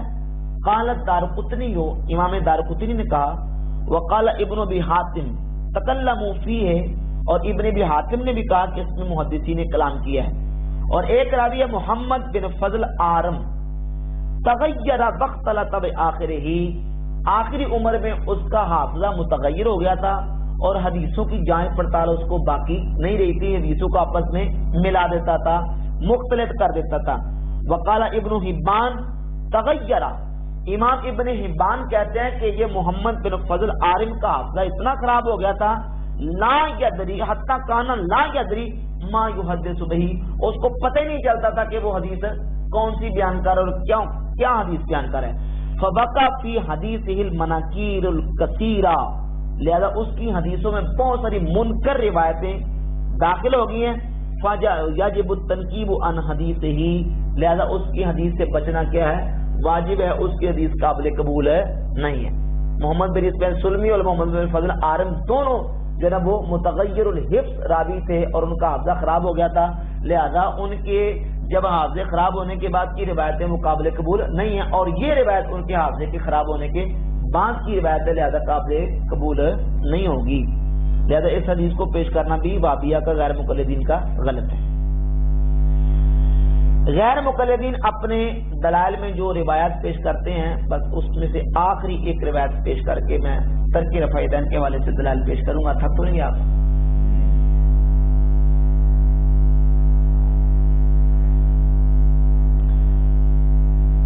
ایک روایت سنن ابی داؤد سے پیش کرتے ہیں کہ ایک صحابی رسول حضرت سیدنا ابو حمید ساعدی رضی اللہ تعالیٰ عنہ نے نبی کریم صلی اللہ علیہ وسلم کے صحابہ اکرام علیہ رضوان کے سامنے نماز پڑھ کے دکھائی اور کہا کہ یہ رسول اللہ صلی اللہ علیہ وسلم کی نماز ہے، اور اس میں رکوع جاتے بھی رفع یدین کیا، رکوع سے اٹھتے بھی رفع یدین کیا، اور تیسری رکعت کے شروع میں بھی رفع یدین کیا۔ یہ روایت ہے سنن ابی داؤد سے 730 نمبر روایت۔ یہ روایت سند کے اعتبار سے ضعیف ہے، وہ اس طرح کی اس میں ایک راوی ہے عبد الحمید بن جعفر۔ عبد الحمید بن جعفر وہ راوی ہے کہ درجنوں محدثین نے اس راوی پر جرح کیا ہے، عقیدے کے اعتبار سے اہل سنت عقیدے کا نہیں تھا، یہ قدریہ تھا، تقدیر کا منکر، اور سند صحیح سے احادیث موجود ہیں کہ نبی کریم صلی اللہ علیہ وسلم نے فرمایا القدریۃ مجوس هذه الامہ، قدریہ تقدیر کے منکر میری امت کے مجوسی ہیں، تقدیر کے منکر امت کے مجوسی ہیں، اور یہ عبد الحمید بن جعفر جو ہے یہ مجوسی عقیدے یعنی قدریہ عقیدے سے تعلق رکھنے والا تھا، اور اس پر محدثین کی کثیر محدثین کی جرح موجود ہے، ضعیف راوی ہے۔ اور اسی طرح عبد الحمید بن جعفر نے اس روایت کو بیان کرنے میں بہت بڑی خطا کی ہے۔ اس روایت کے اگلے راوی ہیں محمد بن عمر بن عطا۔ محمد بن عمر بن عطا وہ کہتے ہیں کہ میں نے ابو حمید ساعدی رضی اللہ تعالیٰ عنہ سے سنا، جب انہوں نے اس حدیث کو بیان کیا تو منہم ابو قتادہ، جن صحابہ کے سامنے بیان کیا ان میں حضرت ابو قتادہ رضی اللہ تعالیٰ عنہ بھی موجود تھے۔ تو اب یہ روایت جو ہے وہ درست اس لیے نہیں قرار پاتی، یہ عبد الحمید بن جعفر کی خطا اور اس کا وہم اور غلطی قرار پاتی ہے کہ محمد بن عمر بن عطا کی ابو قتادہ صحابی سے ملاقات ثابت نہیں۔ وہ کیوں کہ محمد بن عمر بن عطا کی پیدائش، اس کی ولادت ہوئی ہے تقریباً 42 ہجری کو، اور سیدنا ابو قتادہ بن ربعی رضی اللہ تعالیٰ انصاری بدری صحابی ان کی شہادت ہو گئی ہے تقریباً 40 یا 38 ہجری کو، 40 یا 38 ہجری کو ان کی شہادت ہوئی، بعض روایت کے مطابق 40 اور بعض کے مطابق 38، اور حضرت علی المرتضیٰ رضی اللہ تعالی عنہ نے ان کا جنازہ پڑھایا، اور حضرت علی رضی اللہ عنہ کی شہادت 40 کو ہی، لہذا حضرت علی کے دور خلافت میں وہ وصال انہوں نے کیا، حضرت علی نے ان کا جنازہ پڑھایا، اور مصنف ابن ابی شیبہ کی جلد نمبر 3 صفحہ نمبر 187 پہ روایت ہے قال صلی علی علی ابی قتادہ، حضرت ابو قتادہ انصاری بدری صحابی کا جنازہ کس نے پڑھا؟ حضرت علی نے اپنی دور خلافت میں۔ اور یہ محمد بن عمر بن عطا صاحب کہہ رہے ہیں کہ ان صحابہ میں ابو قتادہ بھی تھے، جبکہ محمد بن عمر بن عطا پیدا ہوئے 42 ہجری کو، اور ابو قتادہ شہید ہو چکے ہیں 38 یا 40 ہجری کو حضرت علی کے دور خلافت میں۔ حضرت علی نے خود ان کی نماز جنازہ پڑھائی، اور اس بات پر تو تقریباً میں جو 40 کے قریب حوالے پیش کر سکتا ہوں کہ حضرت ابو قتادہ کی شہادت حضرت علی کے دور میں وفات ہوئی ہے، اور حضرت علی نے ان کا نماز جنازہ پڑھایا۔ یہ غیر مقلد عالم ہیں سلیمان منصور پوری، اپنی کتاب اصحاب بدر کے صفحہ نمبر 196 اور 97 پہ لکھتے ہیں کہ سب کا اتفاق ہے کہ امیر المومنین سیدنا علی نے ان کی نماز جنازہ پڑھائی۔ یہ دیکھیں ذرا، کن کی؟ حضرت ابو قتادہ رضی اللہ تعالی انصاری بدری صحابی۔ لہذا اس اعتبار سے یہ روایت قابل قبول نہیں ہے، یہ روایت ضعیف ہے۔ امام طحاوی نے اسی بات کو بیان کرتے ہوئے شرح معانی الاثار کے صفحہ نمبر 148 لکھا اما حدیث عبد الحمید بن جعفر، یہ جو حدیث ہے عبد الحمید بن جعفر کی، فإنهم يضعفون عبد الحمید، محدثین عبد الحمید بن جعفر کو ضعیف قرار دیتے ہیں. فلا یقیمون به حجہ، اس کو حجت قرار نہیں دیتے. فکیف یحتج به فی مثل هذا ومع ذلك فإن محمد بن عمرو بن عطا لم يسمع ذلك الحديث من ابی حمید، کہ انہوں نے یہ حدیث ابو حمید ساعدی سے نہیں سنی، لہذا یہ روایت قابل قبول نہیں ہے. سمجھ آ رہی؟ یہ روایت قابل قبول نہیں ہے کہ محمد بن عمرو بن عطا کی حضرت ابو قتادہ سے ملاقات ثابت نہیں، درمیان میں انقطاع ہے، درمیان میں ارسال ہے، جس کی وجہ سے روایت قابل قبول نہیں ہے.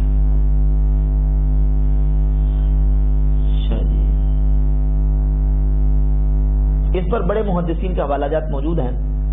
اور اسی طرح یہی جو روایت ہے، اس میں ایک نام آتا ہے ان صحابہ اکرام میں سے جن کے سامنے ابو حمید ساعدی نے روایت بیان کی، محمد بن مسلمہ رضی اللہ تعالیٰ عنہ. اور محمد بن مسلمہ صحابی جو ہے، ان کی وفات بھی 42 یا 43 ہجری کو ہوئی ہے، جبکہ محمد بن عمرو بن عطا بھی اس وقت پیدا ہوئے تھے، سال کے ہوں گے یا اسی سال پیدا ہوئے. اور اصل جو ہے اس حدیث ابو حمید ساعدی سے وہ بخاری میں ہے، صفحہ نمبر 114 پہ. اور صحیح بخاری میں رکوع جاتے رکوع سے اٹھتے وقت رفع یدین کا ذکر نہیں ہے اصل بخاری میں، کیونکہ اس میں عبد الحمید بن جعفر موجود نہیں ہے. یہ ساری جو کاروائی ہے اس حدیث میں رفع یدین کے ذکر کرنے کی، وہ عبد الحمید بن جعفر کی ہے، وہاں بخاری میں نہیں ہے تو وہاں رفع یدین بھی نہیں ہے. ابو داؤد میں آ گیا تو یہاں رفع یدین بھی آ گیا، لہذا عبد الحمید بن جعفر کی وجہ سے یہ روایت ریجیکٹ ہے، قابل قبول نہیں ہے. یہاں صحیح بخاری کی وہ روایت بھی بیان کرنا ضروری ہے کہ صحیح بخاری شریف میں وہ حدیث موجود ہے کہ حضرت ابو حمید ساعدی رضی اللہ تعالیٰ عنہ فرماتے ہیں کہ میں تم سب میں نبی کریم صلی اللہ علیہ وسلم کی نماز کو زیادہ یاد کرنے والا ہوں. اور انہوں نے صحابہ کرام علیہ رضوان کے سامنے نماز پڑھ کے دکھائی، نماز کے شروع میں رفع یدین کیا، باقی نہ رکوع جاتے رفع یدین کیا، نہ ہی رکوع سے اٹھتے وقت رفع یدین کیا. نماز کی تمام حرکات کو بیان کیا ہے، لیکن رکوع جاتے رکوع سے اٹھتے وقت رفع یدین کی حرکت کو بیان نہیں کیا. اس سے ثابت ہوا کہ اگر نماز میں رفع یدین ہوتا رکوع جاتے رکوع سے اٹھتے وقت ابو حمید ساعدی کے مطابق تو وہ ضرور بیان کرتے. ان کا بیان نہ کرنا اس بات کی دلیل ہے کہ رکوع جاتے رکوع سے اٹھتے وقت ان کے نزدیک رفع یدین نہیں ہے. اچھا، یہاں یہ کہتے ہیں کہ بھئی عدم ذکر نفی کو مستلزم نہیں ہے. اگر ابو حمید ساعدی رضی اللہ تعالیٰ نے ذکر نہیں کیا تو اس کا مطلب یہ نہیں کہ ہے ہی نہیں ہے، کیونکہ عدم ذکر نفی کو مستلزم نہیں ہے. لیکن یہ یاد رکھیں کہ یہ اصول اور ضابطہ امام بخاری کا نہیں ہے. امام بخاری کے نزدیک جہاں ذکر نہ ہو تو اس بات کی دلیل ہے کہ وہاں ہے ہی نہیں، وہاں ثبوت ہی نہیں ہے. اس لیے میں آپ کے سامنے امام بخاری کا ایک ضابطہ پیش کرتا ہوں. امام بخاری نے باب قائم کیا ہے، باب کا نمبر ہے 408. باب ما قیلا ان النبی صلی اللہ علیہ وسلم لم يحبل رداؤه فی الاستسقاء یوم الجمعہ. باب کیا ہے؟ باب یہ ہے کہ نبی صلی اللہ علیہ وسلم نے جمعہ کے دن استسقاء میں اپنی چادر کو نہیں پلٹا. بارش کے لیے دعا کی تو حضور صلی اللہ علیہ وسلم نے استسقاء کے لیے اپنی چادر کو نہیں پلٹا. یہ باب کا عنوان ہے، امام بخاری نے قائم کیا. اب اس عنوان کے تحت امام بخاری حدیث لے کے ہے، حدیث نمبر 1018. حدیث کا نمبر 1018 سیدنا انس ابن مالک رضی اللہ تعالی عنہ سے. اب حدیث پوری بیان کی. اب پوری حدیث بیان کرنے کے بعد امام بخاری لکھتے ہیں وَلَمْ يَذْكُرْ أَنَّهُ حَوَّلَ رِدَاهُ وَلَا اسْتَقْبَلَ الْقِبْلَةَ، کہ حضرت انس بن مالک نے چادر پلٹنے کا ذکر نہیں کیا اور نہ ہی استقبال قبلہ کا ذکر کیا. تو چونکہ انہوں نے چادر پلٹنے کا ذکر بھی نہیں کیا، استقبال قبلہ کا ذکر بھی نہیں کیا، لہذا اس بات پہ دلیل ہے کہ جمعہ کے دن استسقاء کی دعا میں چادر پلٹنا سنت نہیں. سمجھ آ رہی نا؟ تو امام بخاری کا یہ ضابطہ ہے کہ ذکر نہ کرنا یہ نہ ہونے کی دلیل ہے. تو جب ذکر نہ کرنا وہاں استسقاء میں نہ ہونے کی دلیل ہے تو ابو حمید ساعدی کا رفع یدین کا ذکر نہ کرنا بھی نہ ہونے کی دلیل ہے کہ ان کے نزدیک رکوع جاتے رکوع سے اٹھتے وقت رفع یدین نہیں ہے. اگر ہوتا تو وہ بیان ضرور کرتے. اور پھر اگر رفع یدین ہے آپ کے نزدیک وہاں رفع یدین ثابت ہے غیر مقلدین کے نزدیک، اور یہ اصول اور ضابطہ ہے السکوت فی مارد البیان بیان، کہ جہاں بیان کرنا ہوتا ہے اور جہاں کوئی چیز ہوتی ہے وہاں ساکت رہنا، السکوت فی مارد البیان بیان، یہ بیان ہے اس بات کا کہ یہاں وہ چیز نہیں ہے. تو لہذا اب حضرت ابو مسعود کا اس حدیث میں رفع یدین کا ذکر نہ کرنا اور وہاں خاموش رہنا اس بات کا ثبوت ہے کہ وہاں رفع یدین ہے ہی نہیں ہے، ورنہ وہ ذکر ضرور کرتے. یہ تھے وہ دلائل جن کو پیش کر کے غیر مقلدین ثابت کرنے کی کوشش کرتے ہیں کہ اب یہ رفع یدین کے بغیر نماز سرے سے ہوتی نہیں، جس کی نماز میں رفع یدین نہیں ہے اس کی نماز سرے سے باطل ہے. اب میں آپ کے سامنے وہ دلائل رکھوں گا انشاءاللہ تبارک و تعالی جن سے یہ بات واضح ہوتی ہے کہ رفع الیدین کے حوالے سے جو روایات کا تعارض ہے اس میں تطبیق کے بعد امام ابو حنیفہ اور امام مالک بن انس رحمہ اللہ نے جو فیصلہ کیا ہے کہ نماز میں رفع یدین عند الرکوع اور عند السجود یہ سنت دائمہ نہیں ہے، بلکہ نبی کریم صلی اللہ علیہ وسلم سے صرف نماز کے شروع میں رفع یدین یہ سنت دائمہ ہے، اور ترک جو ہے وہ روایت کی روشنی میں راجح موقف ہے. وہ دلائل کون سے دلائل ہیں؟ صحیح مسلم شریف کی جلد نمبر 1 صفحہ نمبر 181، یہ ادھر نکال دیں، سب سے آخری جلد صحیح مسلم جلد نمبر 1 صفحہ نمبر 181. حضرت سیدنا جابر بن سمرہ رضی اللہ تعالیٰ عنہ سے روایت ہے، جابر بن سمرہ فرماتے ہیں خرج علینا رسول اللہ صلی اللہ علیہ وسلم. اب آپ نے اس حدیث کو سمجھنا بھی ہے اور بڑے توجہ کے ساتھ آپ نے بات کو سمجھنا ہے. حضرت جابر بن سمرہ فرماتے ہیں ہم نماز پڑھ رہے تھے کہ نبی صلی اللہ علیہ وسلم تشریف لے کے آئے. جب حضور تشریف لے کے آئے تو ہم نماز میں رفع یدین کر رہے تھے، تو نبی کریم صلی اللہ علیہ وسلم نے ہمیں رفع یدین کرتے دیکھا. فرمایا مالی اراکم رافعی ایدیکم کانہا اذناب خیر شمس اسکنوا فی الصلاۃ. حدیث کا نمبر ہے میرے پاس 430.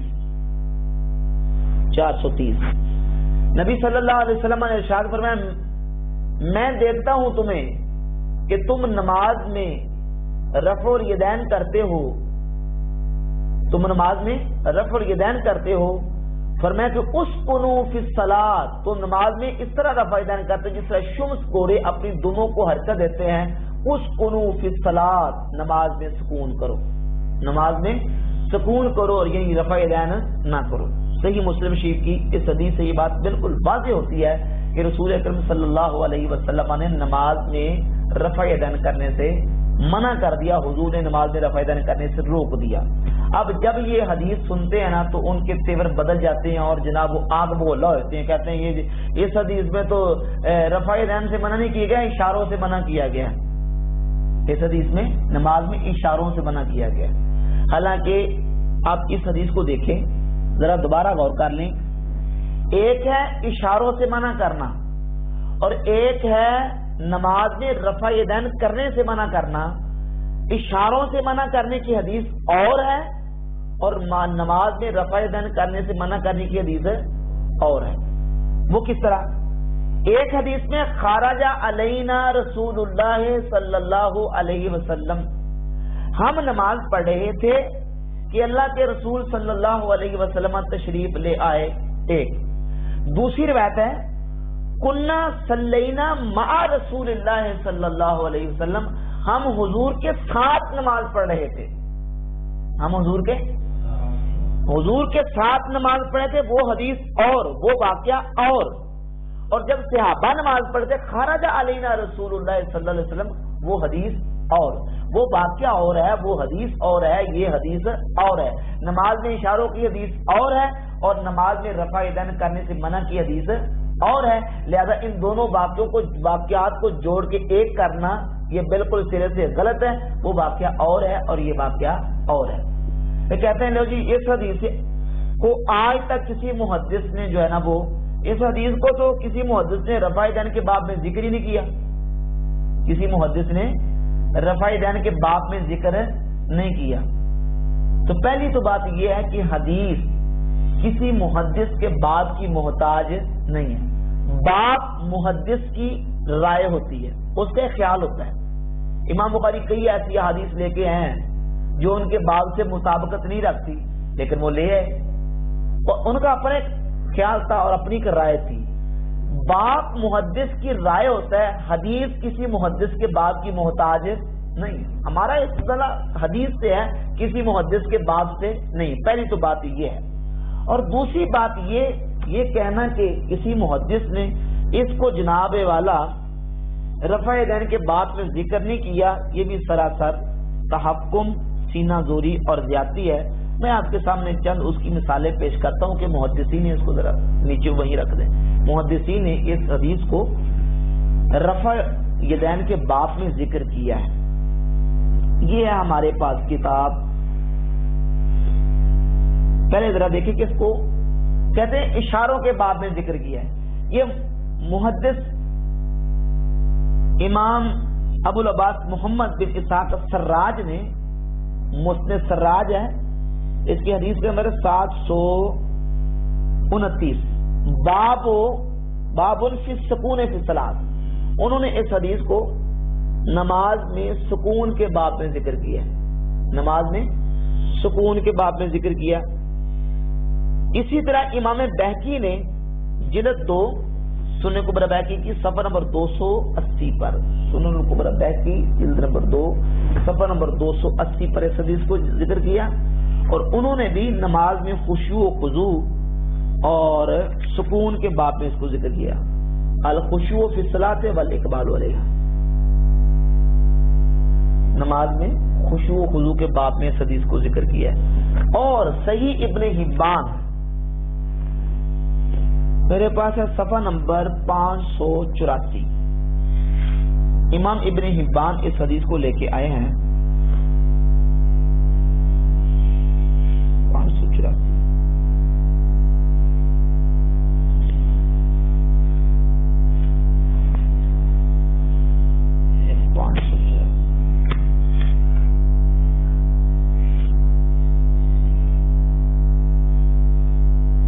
یہ دیکھیں، ذکر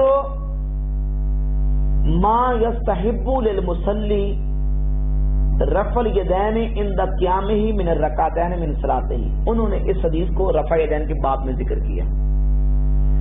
امام ابن حبان نے اس حدیث کو رفع الیدین کے باب میں ذکر کر دیا، لہذا غیر مقلدین کا یہ اعتراضی بالکل باطل ہے کہ کسی محدث نے رفع الیدین کے باب میں ذکر نہیں کیا۔ تو اگر نہ بھی کیا ہو تو ہمارا استدلال کسی باب سے نہیں ہے، ہمارا استدلال ہے حدیث سے۔ حدیث میں رفع یدین کرنے سے منع کیا گیا ہے، اور تقریباً 40 کے قریب محدثین کے حوالہ جات میں پیش کر سکتا ہوں جنہوں نے اس حدیث کو ترک رفع یدین کے باب میں ذکر کیا ہے۔ ان میں سے ایک بہت بڑے حنفی محدث ہیں امام ذیلی رحمۃ اللہ تعالی علیہ، اپنی کتاب نصب الرایہ۔ امام ذیلی وہ محدث ہیں جن کے بارے میں غیر مقلدین نے بھی لکھا ہے کہ یہ انصاف پسند محدث ہے، انصاف پسند محدث ہے۔ امام ذیلی اپنی کتاب نصب الرایہ فی تخریج احادیث الہدایہ جلد نمبر 1 صفحہ نمبر 472 پہ اس حدیث کو بطور رفع یدین کے ترک کی دلیل کے اس کو ذکر کرتے ہیں، جس سے یہ بات واضح طور پر ثابت ہوتی ہے کہ یہ حدیث سیدنا جابر بن سمرہ رضی اللہ تعالیٰ عنہ کی ترک رفع یدین پر بالکل صریح اور واضح حدیث ہے کہ نبی کریم صلی اللہ علیہ وسلم نے نماز میں رفع یدین کرنے سے صحابہ کو منع کر دیا، حضور نے صحابہ کو روک دیا۔ لہذا محدث کے باب کا اعتراض بھی بالکل باطل، اور یہ کہنا کہ اس سے کسی محدث نے ترک رفع یدین پر دلیل کے طور پر پیش نہیں کیا، یہ بھی باطل ہے۔ 40 کے قریب محدثین کے حوالہ جات موجود ہیں جنہوں نے ترک رفع یدین کے بارے میں اس کو دلیل کے طور پر پیش کیا ہے۔ اچھا جی، اس میں یہ کہتے ہیں کہ یہ حدیث جو ہے یہ ہے اشاروں کے منع کے باب میں، اور یہ دیکھو جب نبی کریم صلی اللہ علیہ وسلم نے ایک کام خود کیا ہو، حضور نے ایک کام خود کیا ہو، تو پھر حضور صلی اللہ علیہ وسلم اس کام کے بارے میں ایسی تشبیہ اور ایسے الفاظ کیسے استعمال کر سکتے ہیں؟ جب رفع یدین رسول اللہ صلی اللہ علیہ وسلم نے خود کیا ہے اور پھر حضور فرمایا کہ میں تمہیں دیکھتا ہوں کہ تم شمس گھوڑوں کی دموں کی طرح حرکت دے رہے ہو، اپنی ہاتھوں کو اٹھاتے ہو، اس کو فی الصلاۃ نماز میں سکون کرو. جب حضور نے خود عمل کیا تو پھر حضور اس کے بارے میں اس طرح کے کلمات کیوں ارشاد فرما سکتے ہیں؟ تو یہ بات یاد رکھیں، یہ بات اس وقت ہوتی ہے جب نبی صلی اللہ علیہ وسلم کا عمل وہ جاری ہو. جب خود نبی کریم علیہ الصلوۃ والسلام نے اس عمل کو ترک کر دیا، سرکار نے چھوڑ دیا، تو جب سرکار نے چھوڑ دیا تو وہ حضور کا عمل نہیں رہا. جب سرکار کا عمل نہیں رہا تو اب تشبیہ بھی حضور کے عمل کے بارے میں نہیں ہے. میں آپ کو مثال کے طور پر دو اس پر مثالیں پیش کروں گا صحیح مسلم شریف سے. صحیح مسلم شریف کی حدیث نمبر 2069 میں یہ بات بیان موجود ہے کہ نبی کریم صلی اللہ علیہ وسلم نے ریشم خود استعمال کیا. حریر ریشم حضور نے خود پہنا، استعمال فرمایا. اب ریشم مرد کے لیے پہننا حرام ہے، لیکن ممانعت بعد کی ہے اور عمل نبی کریم علیہ السلام کا پہلے کا ہے. جب ممانعت آ گئی، خود ایک کام حضور نے کیا لیکن جب منع کر دیا گیا، ممانعت آ گئی، تو حدیث نمبر 2070 میں ہے کہ حضور فرماتے انما یلبس الحریر من لا خلاق لہ، ریشم تو وہ پہنتا ہے جس کا آخرت میں کوئی حصہ نہیں. اب وہی کس کے بارے میں ہے؟ جس نے ریشم پہنا، لیکن کب؟ ممانعت کے بعد. جب ممانعت نہیں تھی اس وقت ریشم پہنا حرام بھی نہیں تھا اور حضور نے پہنا، اور جب ممانعت آ گئی تو خود نبی کریم علیہ السلام نے کہا ریشم تو وہ پہنتا ہے جس کا آخرت میں کوئی حصہ نہیں ہے. اسی طرح دوسری مثال صحیح مسلم کی حدیث نمبر 2090 کہ رسول پاک علیہ الصلوۃ والسلام نے سونے کی انگوٹھی بنائی اور حضور نے پہنی. خود انگوٹھی حضور نے بنائی بھی اور سرکار نے انگوٹھی خود پہنی بھی. لیکن جب سونے کی انگوٹھی یا سونا پہننے سے مرد کو منع کر دیا گیا تو صحیح مسلم کی حدیث نمبر 2091 میں ہے حضور صلی اللہ علیہ وسلم فرماتے ہیں یعمد احدکم الی جمرۃ من نار فیجعلها فی یدہ. فرمایا کہ تم میں سے کوئی بندہ ارادہ کرتا ہے کہ وہ آگ کا انگارہ اپنے ہاتھ میں ڈالے. آگ کا، سونے کی انگوٹھی کو آگ کا انگارہ فرمایا. حضور نے خود عمل کیا بھی لیکن جب منع کر دیا گیا تو پھر اس کو آگ کا انگارہ کرا دیا. تو لہذا اس کا مطلب یہ نہیں کہ حضور کی عمل کو آگ کا انگارہ کہا گیا، معاذ اللہ. جب سرکار نے منع کر دیا، حضور کو روک دیا گیا، تو اب حضور کا عمل نہیں رہا، لہذا اب وہ نبی کریم علیہ السلام کے عمل کے بارے میں تشبیہ نہیں ہوگی. اور اس پر علی سبیل تنزل ایک اور بات بھی کر دوں. یہ کہتے ہیں کہ جو نبی علیہ الصلوۃ والسلام نے خود عمل کیا ہے اس کے بارے میں حضور کیسے یہ تشبیہ دے سکتے ہیں؟ یہ تو جی نماز میں اشاروں کے بارے میں ہے. صحابہ نماز میں اشارے کرتے تھے ہاتھوں سے، تو حضور نے ان کو کہا کہ میں تمہیں دیکھتا ہوں کہ تم شمس گھوڑوں کے دموں کی طرح اپنے ہاتھوں کو حرکت دیتے ہو، نماز میں ہاتھوں کو حرکت نہ دو، اس کو کس طرح نماز میں سکون کرو. تو یہ تو ہاتھوں میں کے ساتھ اشارے کرنے کے بارے میں ہے. تو ابھی میں سنن نسائی سے دکھا دیتا ہوں کہ ہاتھ کے ساتھ نماز میں اشارہ کرنا بھی نبی کریم صلی اللہ علیہ وسلم سے ثابت ہے. ہاتھ سے اشارہ کرنا بھی ثابت ہے. اچھا جی، یہ حدیث ہے سنن نسائی کی 1183 یعنی 1183، حدیث نمبر 1183. اور اس حدیث کو البانی نے صحیح کہا اور یہ حدیث سند صحیح کے ساتھ ثابت. یہ دیکھ لیں ذرا، 1183 نمبر حدیث ہے. حدیث کیا پڑھ کے سنا دیتا ہوں. عن ابن عمر عن صہیب بن صاحب رسول اللہ صلی اللہ علیہ وسلم، حضرت عبداللہ بن عمر حضرت صہیب رومی سے روایت کرتے ہیں، قال فرماتے ہیں مررت علی رسول اللہ صلی اللہ علیہ وسلم، میں نبی کریم صلی اللہ علیہ وسلم کے پاس گیا، حضور کی بارگاہ میں حاضر ہوا، وہو یصلی، حضور نماز پڑھ رہے تھے. جب میں نے سرکار کو دیکھا نماز پڑھتے، فسلمت علیہ، میں نے نبی کریم علیہ السلام کو نماز پڑھتے پڑھتے حضور کو میں نے سلام کر دیا. فرد علی اشارتن، نبی صلی اللہ علیہ وسلم نے ہاتھ کے اشارے کے ساتھ میرے سلام کا جواب دیا. حضور نے ہاتھ کے اشارے سے سلام کا جواب دیا. ولا اعلم الا انه قال باصبعه، راوی کہتے ہیں مجھے یہ معلوم نہیں کہ انہوں نے ایک انگلی کا اشارہ کیا، لیکن یہ کہ فرد علی اشارتن، نبی کریم صلی اللہ علیہ وسلم نے ہاتھ کے اشارے سے سلام کا جواب دیا. تو جو کہتے ہیں ہاتھ کے اشارے کرتے تھے صحابہ کرام نماز میں، تو اس سے منع کیا گیا ہے، تشبیہ اس کے بارے میں ہے، تو وہ ہاتھ سے اشارہ کرنا تو خود رسول اللہ سے ثابت ہے۔ تو اب اس کا مطلب یہ نکلا کہ حضور نے اپنے اس عمل کے بارے میں ہی تشبیہ دی۔ بھئی جب وہ منع کر دیا گیا، اس سے روک دیا گیا، تو وہ عمل رسول اللہ کا عمل نہیں رہا۔ لہذا نبی کریم صلی اللہ علیہ وسلم سے جابر بن سمرہ کی اس روایت کے مطابق نماز میں رفع یدین کرنے سے حضور کا صحابہ کو منع کرنا بالکل واضح طور پر سند صحیح سے ثابت ہے، اس پہ کوئی اعتراض اور جو کیا جاتا ہے وہ اعتراضات کیا ہیں؟ باطل۔ اب آگئی حضرت عبداللہ ابن مسعود رضی اللہ تعالیٰ عنہ کی وہ حدیث جو امام اعظم ابو حنیفہ رحمۃ اللہ کی زبردست اور بہترین دلیل ہے کہ سیدنا عبداللہ ابن مسعود رضی اللہ تعالیٰ عنہ صحابہ کرام علیہم رضوان کو مخاطب کر کے فرماتے ہیں کہ اے نبی صلی اللہ علیہ وسلم کے صحابہ، کیا میں تمہیں رسول اللہ صلی اللہ علیہ وسلم کی نماز پڑھ کے دکھاؤں؟ یہ میرے پاس جامع ترمذی ہے، جامع ترمذی کے صفحہ نمبر 82 اور حدیث نمبر ہے اس کا 257 257۔ امام ترمذی نے باب قائم کیا ہے ما جاء ان نبی صلی اللہ علیہ وسلم لم یرفع الا فی اول مرہ، کہتے ہیں وہ حدیث جو اس سلسلے میں آئی ہے کہ نبی صلی اللہ علیہ وسلم نے نماز کے شروع میں رفع یدین کیا اور باقی رفع یدین نہیں کیا۔ لم یرفع الا فی اول مرہ، بس شروع پہلی مرتبہ رفع یدین کیا، باقی رفع یدین نہیں کیا۔ اور اس بات کے تحت امام ترمذی نے سیدنا عبداللہ ابن مسعود رضی اللہ تعالیٰ عنہ سے حدیث بیان کی۔ عبداللہ ابن مسعود فرماتے ہیں الا اصلی بکم صلاۃ رسول اللہ صلی اللہ علیہ وسلم، کیا میں تمہیں رسول اللہ صلی اللہ علیہ وسلم کی نماز پڑھ کے دکھاؤں؟ فصلى، بس آپ نے نماز پڑھ کے دکھائی۔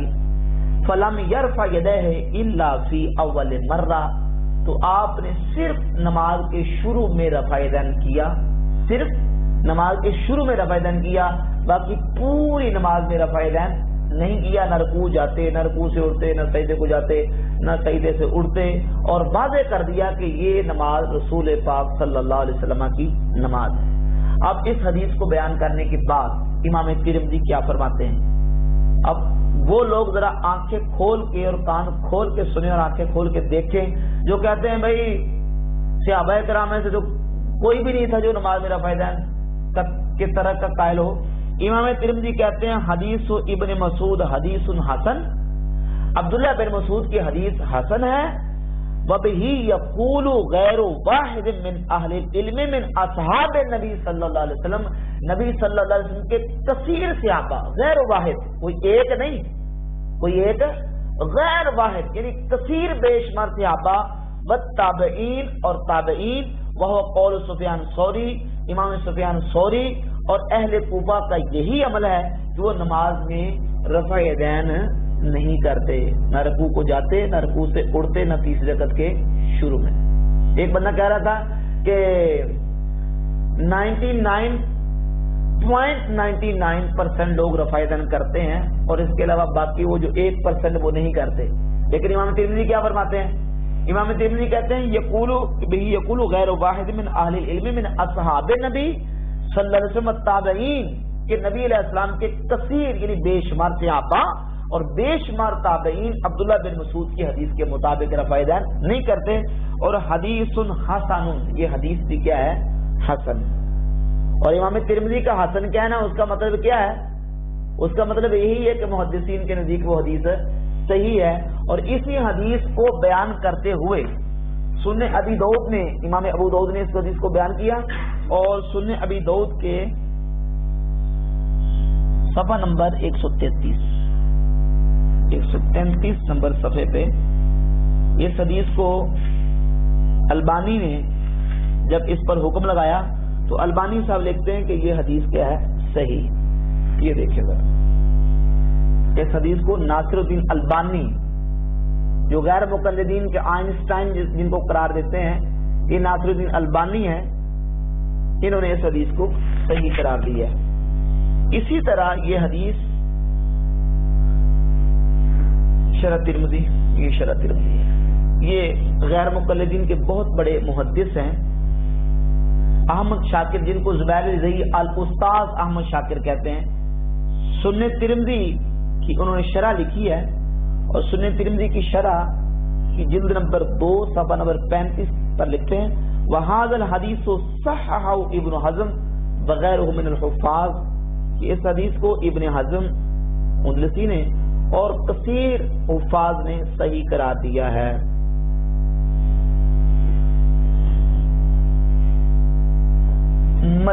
مدینہ منورہ میں جامعہ اسلامیہ کے استاد ہیں انیس بن احمد بن طاہر جمال، انہوں نے ابن حزم اندلسی کی کتاب المحلہ، المحلہ ادھر پڑھی،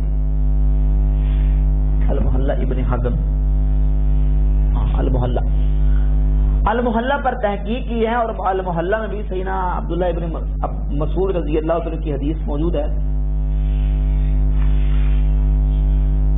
ایک تو یہ کہ ابن حزم نے اس حدیث کے بارے میں لکھا کہ ان ھذا الخبر صحیح، کہ سیدنا عبداللہ ابن مسعود رضی اللہ عنہ کی حدیث کیا ہے؟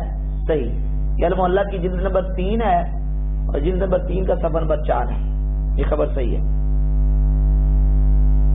اس المحلہ ابن حزم میں جو امام محمد بن عبد الملک بن ایمن اندلسی کی مروی روایات ہے نا، ان پر تحقیق کی ہے جامعہ اسلامیہ مدینہ منورہ کے استاد ہیں، انہوں نے تحقیق کر کے سیدنا عبداللہ ابن مسعود رضی اللہ تعالیٰ کی حدیث کے بارے میں اپنے کمنٹس دیے ہیں۔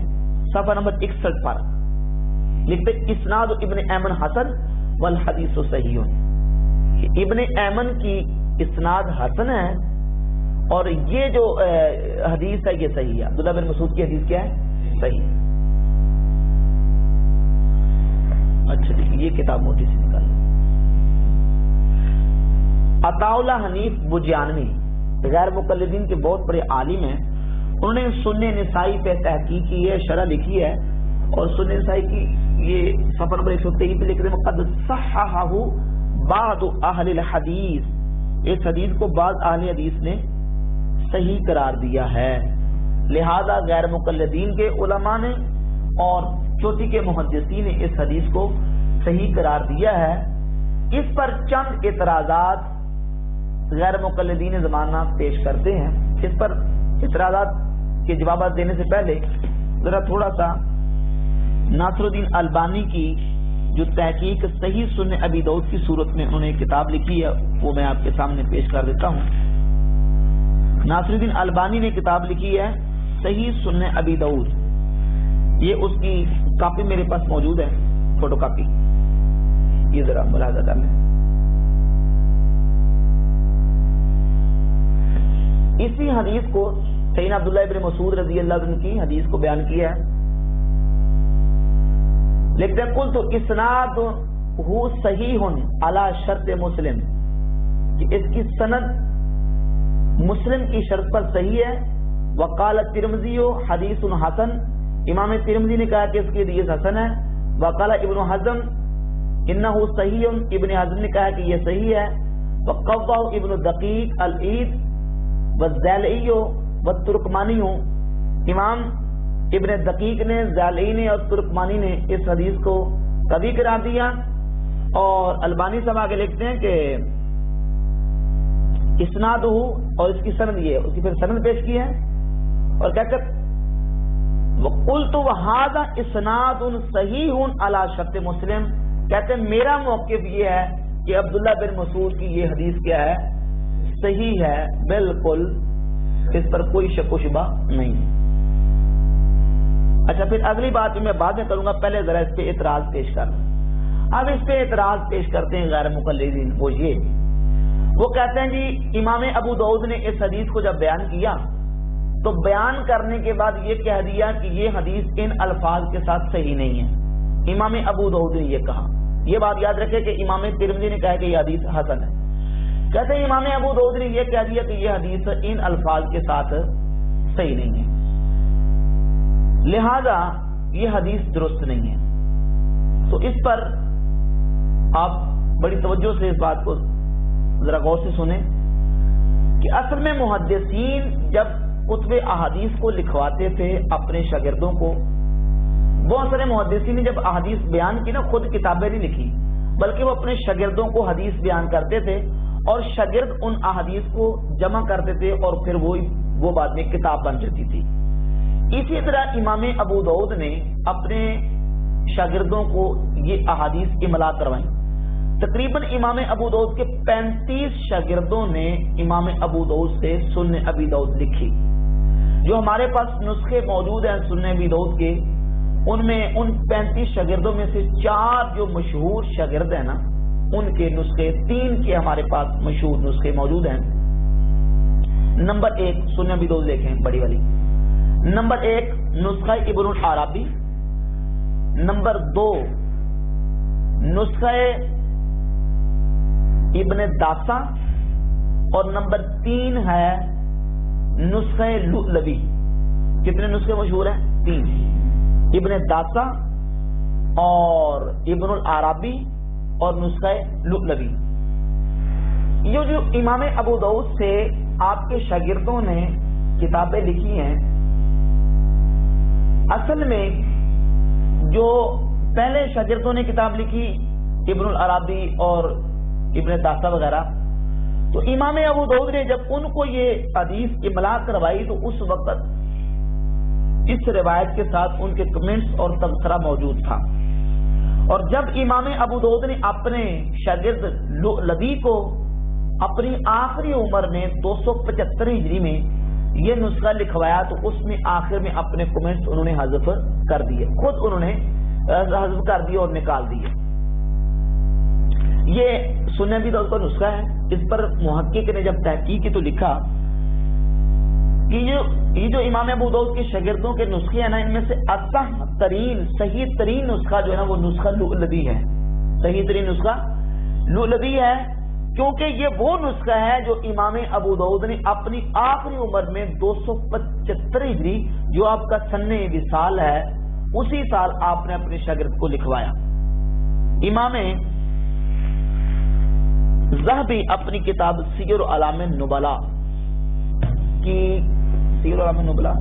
جلد نمبر ہے 11، صفحہ نمبر اس کا ہے 508، لکھتے ہیں وَالزِّيَادَاتُ الَّتِي فِي رِوَایَةِ ابن داسا حَذَفَهَا ابو داؤد آخراً، جو زیادتیاں ابن داسا کے نسخہ میں پہلے موجود تھی امام ابو داؤد نے ان کو حذف کر دیا آخری عمر میں، لِأَمْرِ رَابَهُ فِي الْإِسْنَادِ، جو ان کے دل میں ایک شک تھا نا سنوں کے بارے میں، امام ابو داؤد نے ابن داسا کے اس نسخے سے وہ زیادتیاں آخری عمر میں حذف کر دی۔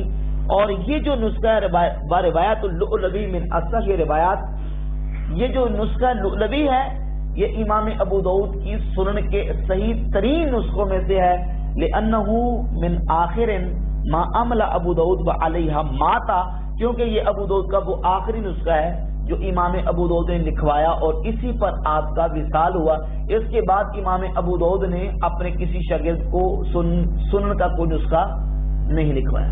یہ دیکھ لے ذرا، یہ امام ذہبی کی بات کی ذرا سیر اعلام النبلاء سے کور کروا دیں تاکہ یہ آن کیمرہ سامنے آ جائے۔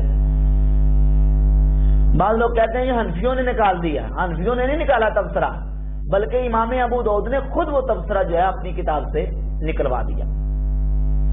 اب بعض نسخوں میں وہ الفاظ ہیں تبصرہ ان کا، اور یہ میرے پاس ہے نسخہ لؤلؤی، سنن ابی داؤد کا نسخہ لؤلؤی۔ یہ میں آپ کو پہلے صفحے سے دکھاتا ہوں ذرا، پہلے صفحہ۔ اخبرنا ابو علی محمد ابن احمد ابن عمرو اللؤلؤی قال حدثنا ابو داؤد۔ یہ دیکھیں محرم 275 ہجری کو یہ نسخہ لکھا گیا، 275 ہجری، اور 275 ہجری میں ہی امام ابو داؤد کا وصال ہوا۔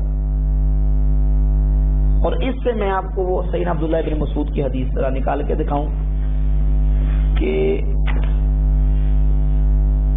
یہ دیکھ لیں، باب من لم یذکر الرفع عند الرکوع، یہ ادھر آپ کور کرا دیں صفحہ نمبر 116 پہ. یہ جو رفع یدین رکوع کے وقت کرنے کا ذکر نہیں کرتے ان کا بیان، اور سیدنا عبداللہ ابن مسعود کی حدیث بیان کی، اور پھر اس کے آگے کومنٹس وغیرہ ذکر نہیں کیے. یہ نسخہ لولبی ہے، اور یہ آخری نسخہ ہے جو 275 ہجری میں اپنے وصال کی سن میں امام ابو داؤد نے اپنے شاگرد کو لکھوایا، اور اس میں جو اپنے کمنٹس ہے اس کو حذف کر دیا. لہذا یہ اعتراض کیا ہے؟ غیر مقلدین کا باطل اعتراض ہے. اچھا، اب یہ جو امام ابو داؤد کا وہ کمنٹس پہلے پرانے والے تھے، انہی پر تبصرہ کرتے ہوئے ناصرالدین البانی صاحب کہتے ہیں قلت ھذا اسناد صحیح علی شرط مسلم. عبداللہ بن مسعود کی یہ حدیث صحیح ہے، شرط مسلم پر ہے. وقد اعلہ المصنف رحمہ اللہ بما رأیت ووافقہ علی ذلک غیر ما واحد کما یاتی ولم نجد فی کلماتهم ما ينهض على تضعیف الحدیث فالحق انہ حدیث صحیح. کہتے کوئی ایسی علت نہیں ہے اس حدیث میں کہ جو اس کو علت بنا کے اس حدیث کو ریجیکٹ کیا جائے. کہتے والحق انہ صحیح، حق یہ ہے کہ یہ حدیث کیا ہے؟ صحیح. یہ الفاظ والحق انہ صحیح، حق یہ ہے کہ یہ حدیث صحیح ہے. جو اعتراض اس پہ کیے تھے وہ سب اعتراض باطل ہے.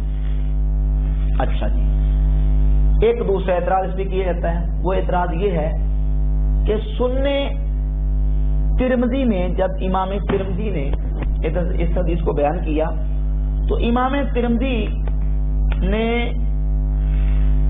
امام عبداللہ بن مبارک کے کمنٹس بھی ذکر کیے کہ عبداللہ بن مبارک کہتے ہیں کہ عبداللہ بن مسعود کی یہ حدیث ان نبی صلی اللہ علیہ وسلم لم یرفع یدہ الا فی اول مرہ ثابت نہیں ہے. امام عبداللہ بن مبارک کہتے ہیں یہ حدیث ثابت نہیں ہے، لہذا یہ حدیث ضعیف ہے، یہ حدیث ثابت نہیں. عبداللہ بن مبارک کہہ رہے ہیں. تو اس کا جواب یہ ہے کہ عبداللہ بن مبارک کے بارے میں یہ جو روایت ہے اس کے دو جواب.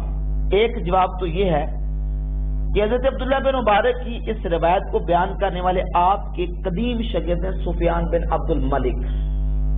یہ دیکھ لیں ذرا، سفیان بن عبد الملک. سیدنا عبداللہ بن مسعود کی حدیث پر جو جرح ہے عبداللہ بن مبارک کی، اس کو بیان کیا ہے سفیان بن عبد الملک راوی نے، جبکہ یہ روایت عبداللہ بن مبارک کے حوالے سے اس وقت ان کے علم میں نہیں تھی. جب یہ روایت سیدنا عبداللہ بن مبارک کے علم میں آئی تو انہوں نے خود اس حدیث کو بیان کیا، اس حدیث کو روایت کیا سنن نسائی میں. یہ سنن نسائی کا صفحہ کور کر دیں.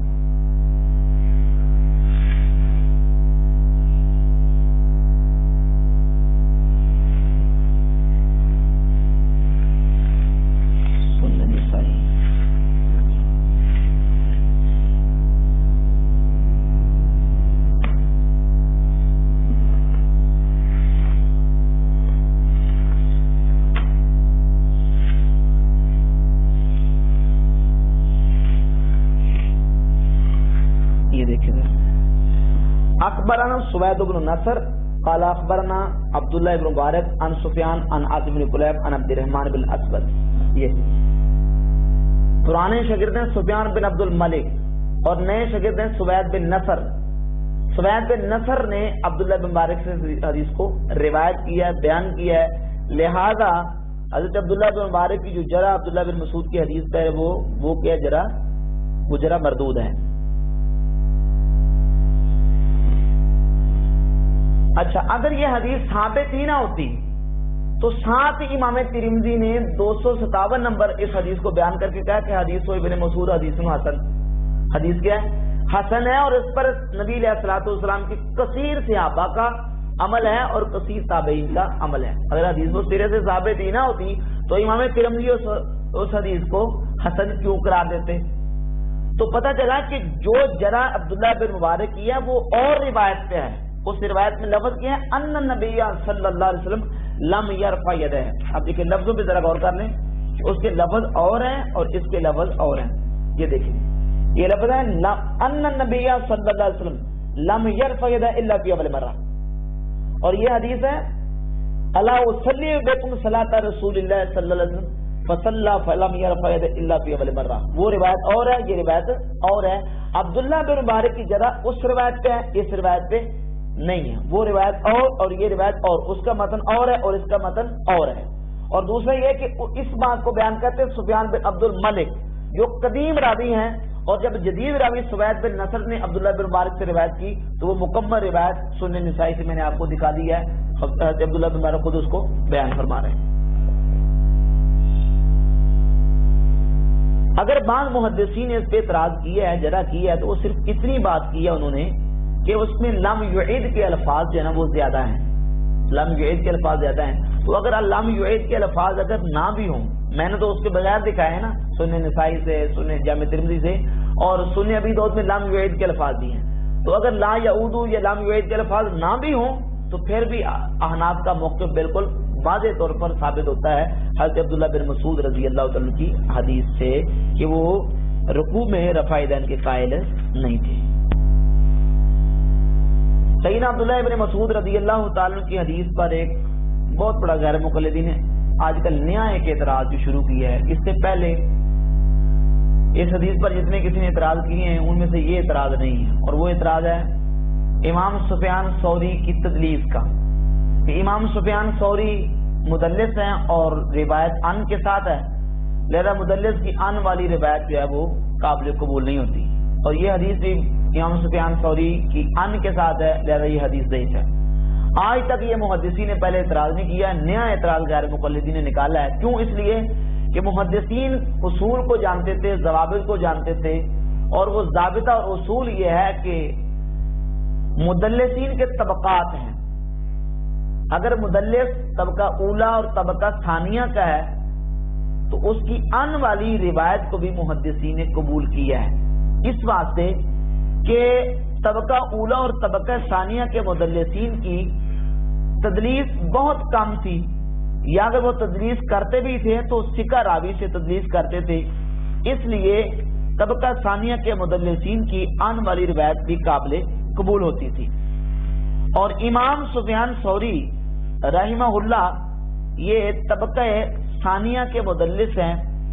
حافظ ابن حجر اسقلانی کی کتاب ہے طبقات المدلسین صفحہ نمبر 32، یہ کتاب ہے طبقات المدلسین، حافظ ابن حجر اسقلانی محدث، عظیم محدث ہیں، صفحہ نمبر 32 پر امام سفیان ثوری کے حوالے سے انہوں نے لکھا ہے کہ امام سفیان ثوری وہ طبقہ ثانیہ کے مدلس ہیں، لہذا طبقہ ثانیہ کے مدلسین کی آن والی روایت بھی قابل قبول ہے۔ یہ جامع التحصیل ہے حافظ علائی کہکلدی، جامع التحصیل کے صفحہ نمبر 130 پہ امام سفیان ثوری کا ترجمہ لکھتے ہیں، یہ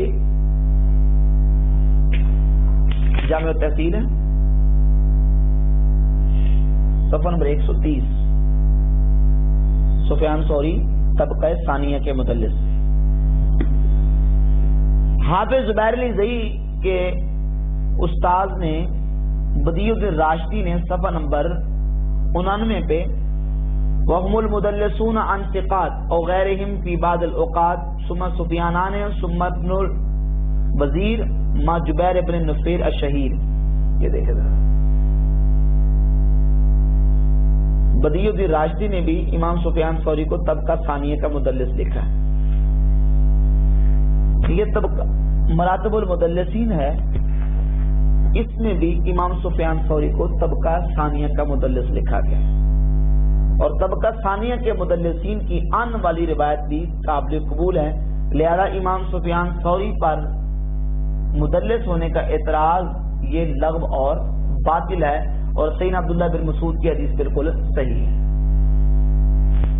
اور اسی طرح مسند ابی یعلا سے حضرت براء ابن عازب رضی اللہ تعالیٰ کی روایت ہے، سیدنا براء ابن عازب رضی اللہ تعالیٰ فرماتے ہیں قال رأیت رسول اللہ صلی اللہ علیہ وسلم رفع یدیہ حین استقبل الصلاۃ، فرماتے ہیں کہ انہوں نے نبی صلی اللہ علیہ وسلم کو دیکھا نماز میں رفع یدین کرتے، حضور نے رفع یدین کیا جب نماز شروع کی، حتی رأیت ابہام میں قریب من اذنہ، حتیٰ کہ نبی علیہ الصلوۃ والسلام نے اپنے ہاتھوں کے انگوٹھے اپنے کانوں کی لو تک کر دیے، ثم لم یرفعہما، پھر نبی کریم علیہ الصلوۃ والسلام نے رفع یدین نہیں کیا، حدیث نمبر 1692۔ پھر نبی کریم صلی اللہ علیہ وسلم نے رفع یدین نہیں کیا. تو سیدنا براء ابن عازب رضی اللہ عنہ کی حدیث سے بھی یہ بات واضح ہوگی کہ نبی علیہ الصلوۃ والسلام نے نماز کے شروع میں رفع یدین کیا ہے، باقی رکوع جاتے رکوع سے اٹھتے وقت رفع یدین نہیں کیا. اور یہی حضور صلی اللہ علیہ وسلم کا آخری عمل ہے، اور انہی روایات کی وجہ سے اور دیگر روایات میں نے تطبیق دے کے بیان کر دیا. راجح موقف امام اعظم ابو حنیفہ رحمۃ اللہ علیہ اور امام مالک بن انس رحمہ اللہ کا ہے کہ وہ نماز میں رفع یدین کے قائل نہیں ہیں. یہی واضح اور راجح موقف ہے. اور آخر میں ایک حدیث پیش کر کے اس میں موضوع کو بحمد تعالیٰ مکمل کروں گا، جو حدیث غیر مقلدین کے لیے ایک ایٹم بم کی حیثیت رکھتی ہے. بالکل واضح انداز میں سیدنا عبداللہ ابن عمر رضی اللہ تعالیٰ سے روایت سند صحیح کے ساتھ ثابت ہے. اس پر جتنے اعتراضات کیے جاتے ہیں وہ سب اعتراضات باطل ہیں. سیدنا براء ابن عازب کی حدیث میں یزید بن ابی زیاد پہ اعتراض کیا جاتا ہے. یزید بن ابی زیاد جمہور کے نزدیک ثقہ راوی ہے، اور امام ترمذی نے سنن جامع ترمذی میں متعدد احادیث یزید بن ابی زیاد کی ان کو صحیح کرا دیا. غیر مقلدین کے ہاں بھی یزید بن ابی زیاد ثقہ صدوق راوی ہے اور اس کی توثیق موجود ہے، مطلب کہ جمہور محدثین نے اس کو ثقہ کہا ہے. لہذا براء ابن عازب رضی اللہ عنہ کی حدیث بھی صحیح ہے، اس کے مطابعات اور کثرت سے شواہد موجود ہیں. اور یہ حدیث ہے اخبار الفقہاء والمحدثین، اخبار الفقہاء والمحدثین کے صفحہ نمبر 214 پر امام الحافظ ابو عبداللہ محمد بن حارث الخشنی القیروانی المتوفى 361 ہجری، انہوں نے اپنی سند کے ساتھ سند صحیح کے ساتھ سیدنا عبداللہ ابن عمر رضی اللہ عنہ سے حدیث بیان کیا. عن عبداللہ ابن عمر قال كنا مع رسول اللہ صلی اللہ علیہ وسلم بمکہ تھا. حضرت عبداللہ بن عمر کہتے ہیں ہم جب نبی علیہ الصلوۃ والسلام کے ساتھ مکہ میں تھے، نرفع ایدینا فی بدء الصلاۃ، تو ہم نماز کے شروع میں رفع یدین کرتے تھے، وفی داخل الصلاۃ عند الرکوع، اور نماز کے اندر بھی رکوع کے وقت رفع یدین کرتے تھے. فلما ہاجر النبی صلی اللہ علیہ وسلم الی المدینہ، جب نبی علیہ الصلوۃ والسلام نے مدینہ کی طرف ہجرت کی، ترک رفع الیدین فی داخل الصلاۃ عند الرکوع، رکوع کے وقت نماز کے اندر رفع یدین ترک کر دیا. وثبت علی رفع الیدین فی بدء الصلاۃ، اور نماز کے شروع میں رفع یدین باقی رہ گیا. اب جتنے مرضی وہ اس پہ خفا ہوں ناراض ہوں، سند اس کی صحیح ہے. اخبار الفقہاء والمحدثین میں امام حارث الخشنی القیروانی نے، ابن حارث خشنی قیروانی نے المتوفى 361 ہجری اس حدیث کو سند صحیح کے ساتھ بیان کیا ہے. حضرت عبداللہ بن عمر سے بھی ترک رفع یدین ثابت ہو گیا کہ سیدنا عبداللہ بن عمر بھی نماز میں رفع یدین کے ترک کے قائل تھے، نماز میں رفع یدین ہمیشہ نہیں کرتے رہے. اب اخبار الفقہاء والمحدثین کا جو حوالہ پیش کیا، اس پر یہ ایک اعتراض کریں گے کہ مکہ شریف میں کرتے تھے، مدینہ شریف آ کے منع کر دیا، یا نبی علیہ الصلوۃ والسلام نے چھوڑ دیا. تو صحابہ کرام تو مدینہ شریف میں حضور صلی اللہ علیہ وسلم سے رفع یدین کا ذکر کر رہے ہیں. تو بھائی اس روایت میں اس بات کی کوئی صراحت نہیں ہے کہ مدینہ شریف میں کب آ کے نبی علیہ الصلوۃ والسلام نے چھوڑا، اس میں صراحت نہیں. ہاں مدینہ میں آ کے چھوڑ دیا. اب مدینہ میں آ کے کب چھوڑا؟ جب مدینہ میں آ کے سجدوں کا چھوڑا، اسی وقت رکوع والا بھی چھوڑ دیا. تم سجدوں والی تاریخ بتاؤ گے، ہم رکوع والی تاریخ بتائیں گے، اور جب سجدوں والی تاریخ تم نہیں بتاؤ گے تو پھر ہم رکوع والی تاریخ بھی نہیں بتاؤ گے. ہاں نبی علیہ الصلوۃ والسلام نے مدینہ میں آ کے چھوڑا. کب چھوڑا؟ جب سجدوں والا چھوڑ دیا. اور سجدوں والا رفع یدین سند صحیح کے ساتھ ثابت ہے، اور اس کی بالکل اسناد جو ہیں وہ صحیح ہیں. اب غیر مقلدین اس سے بھاگتے ہیں. بھئی جب رفع یدین سجدوں والا ترک کر دیا، اس وقت حضور نے رکوع والا بھی ترک فرما دیا. لہذا ان احادیث اور روایات کی وجہ سے امام ابو حنیفہ اور امام مالک کا موقف بالکل واضح ہوتا ہے کہ رفع یدین نہ کرنے کی روایات ہی راجح ہیں. اللہ رب العزت جل شانہ سمجھنے کی توفیق عطا فرمائے.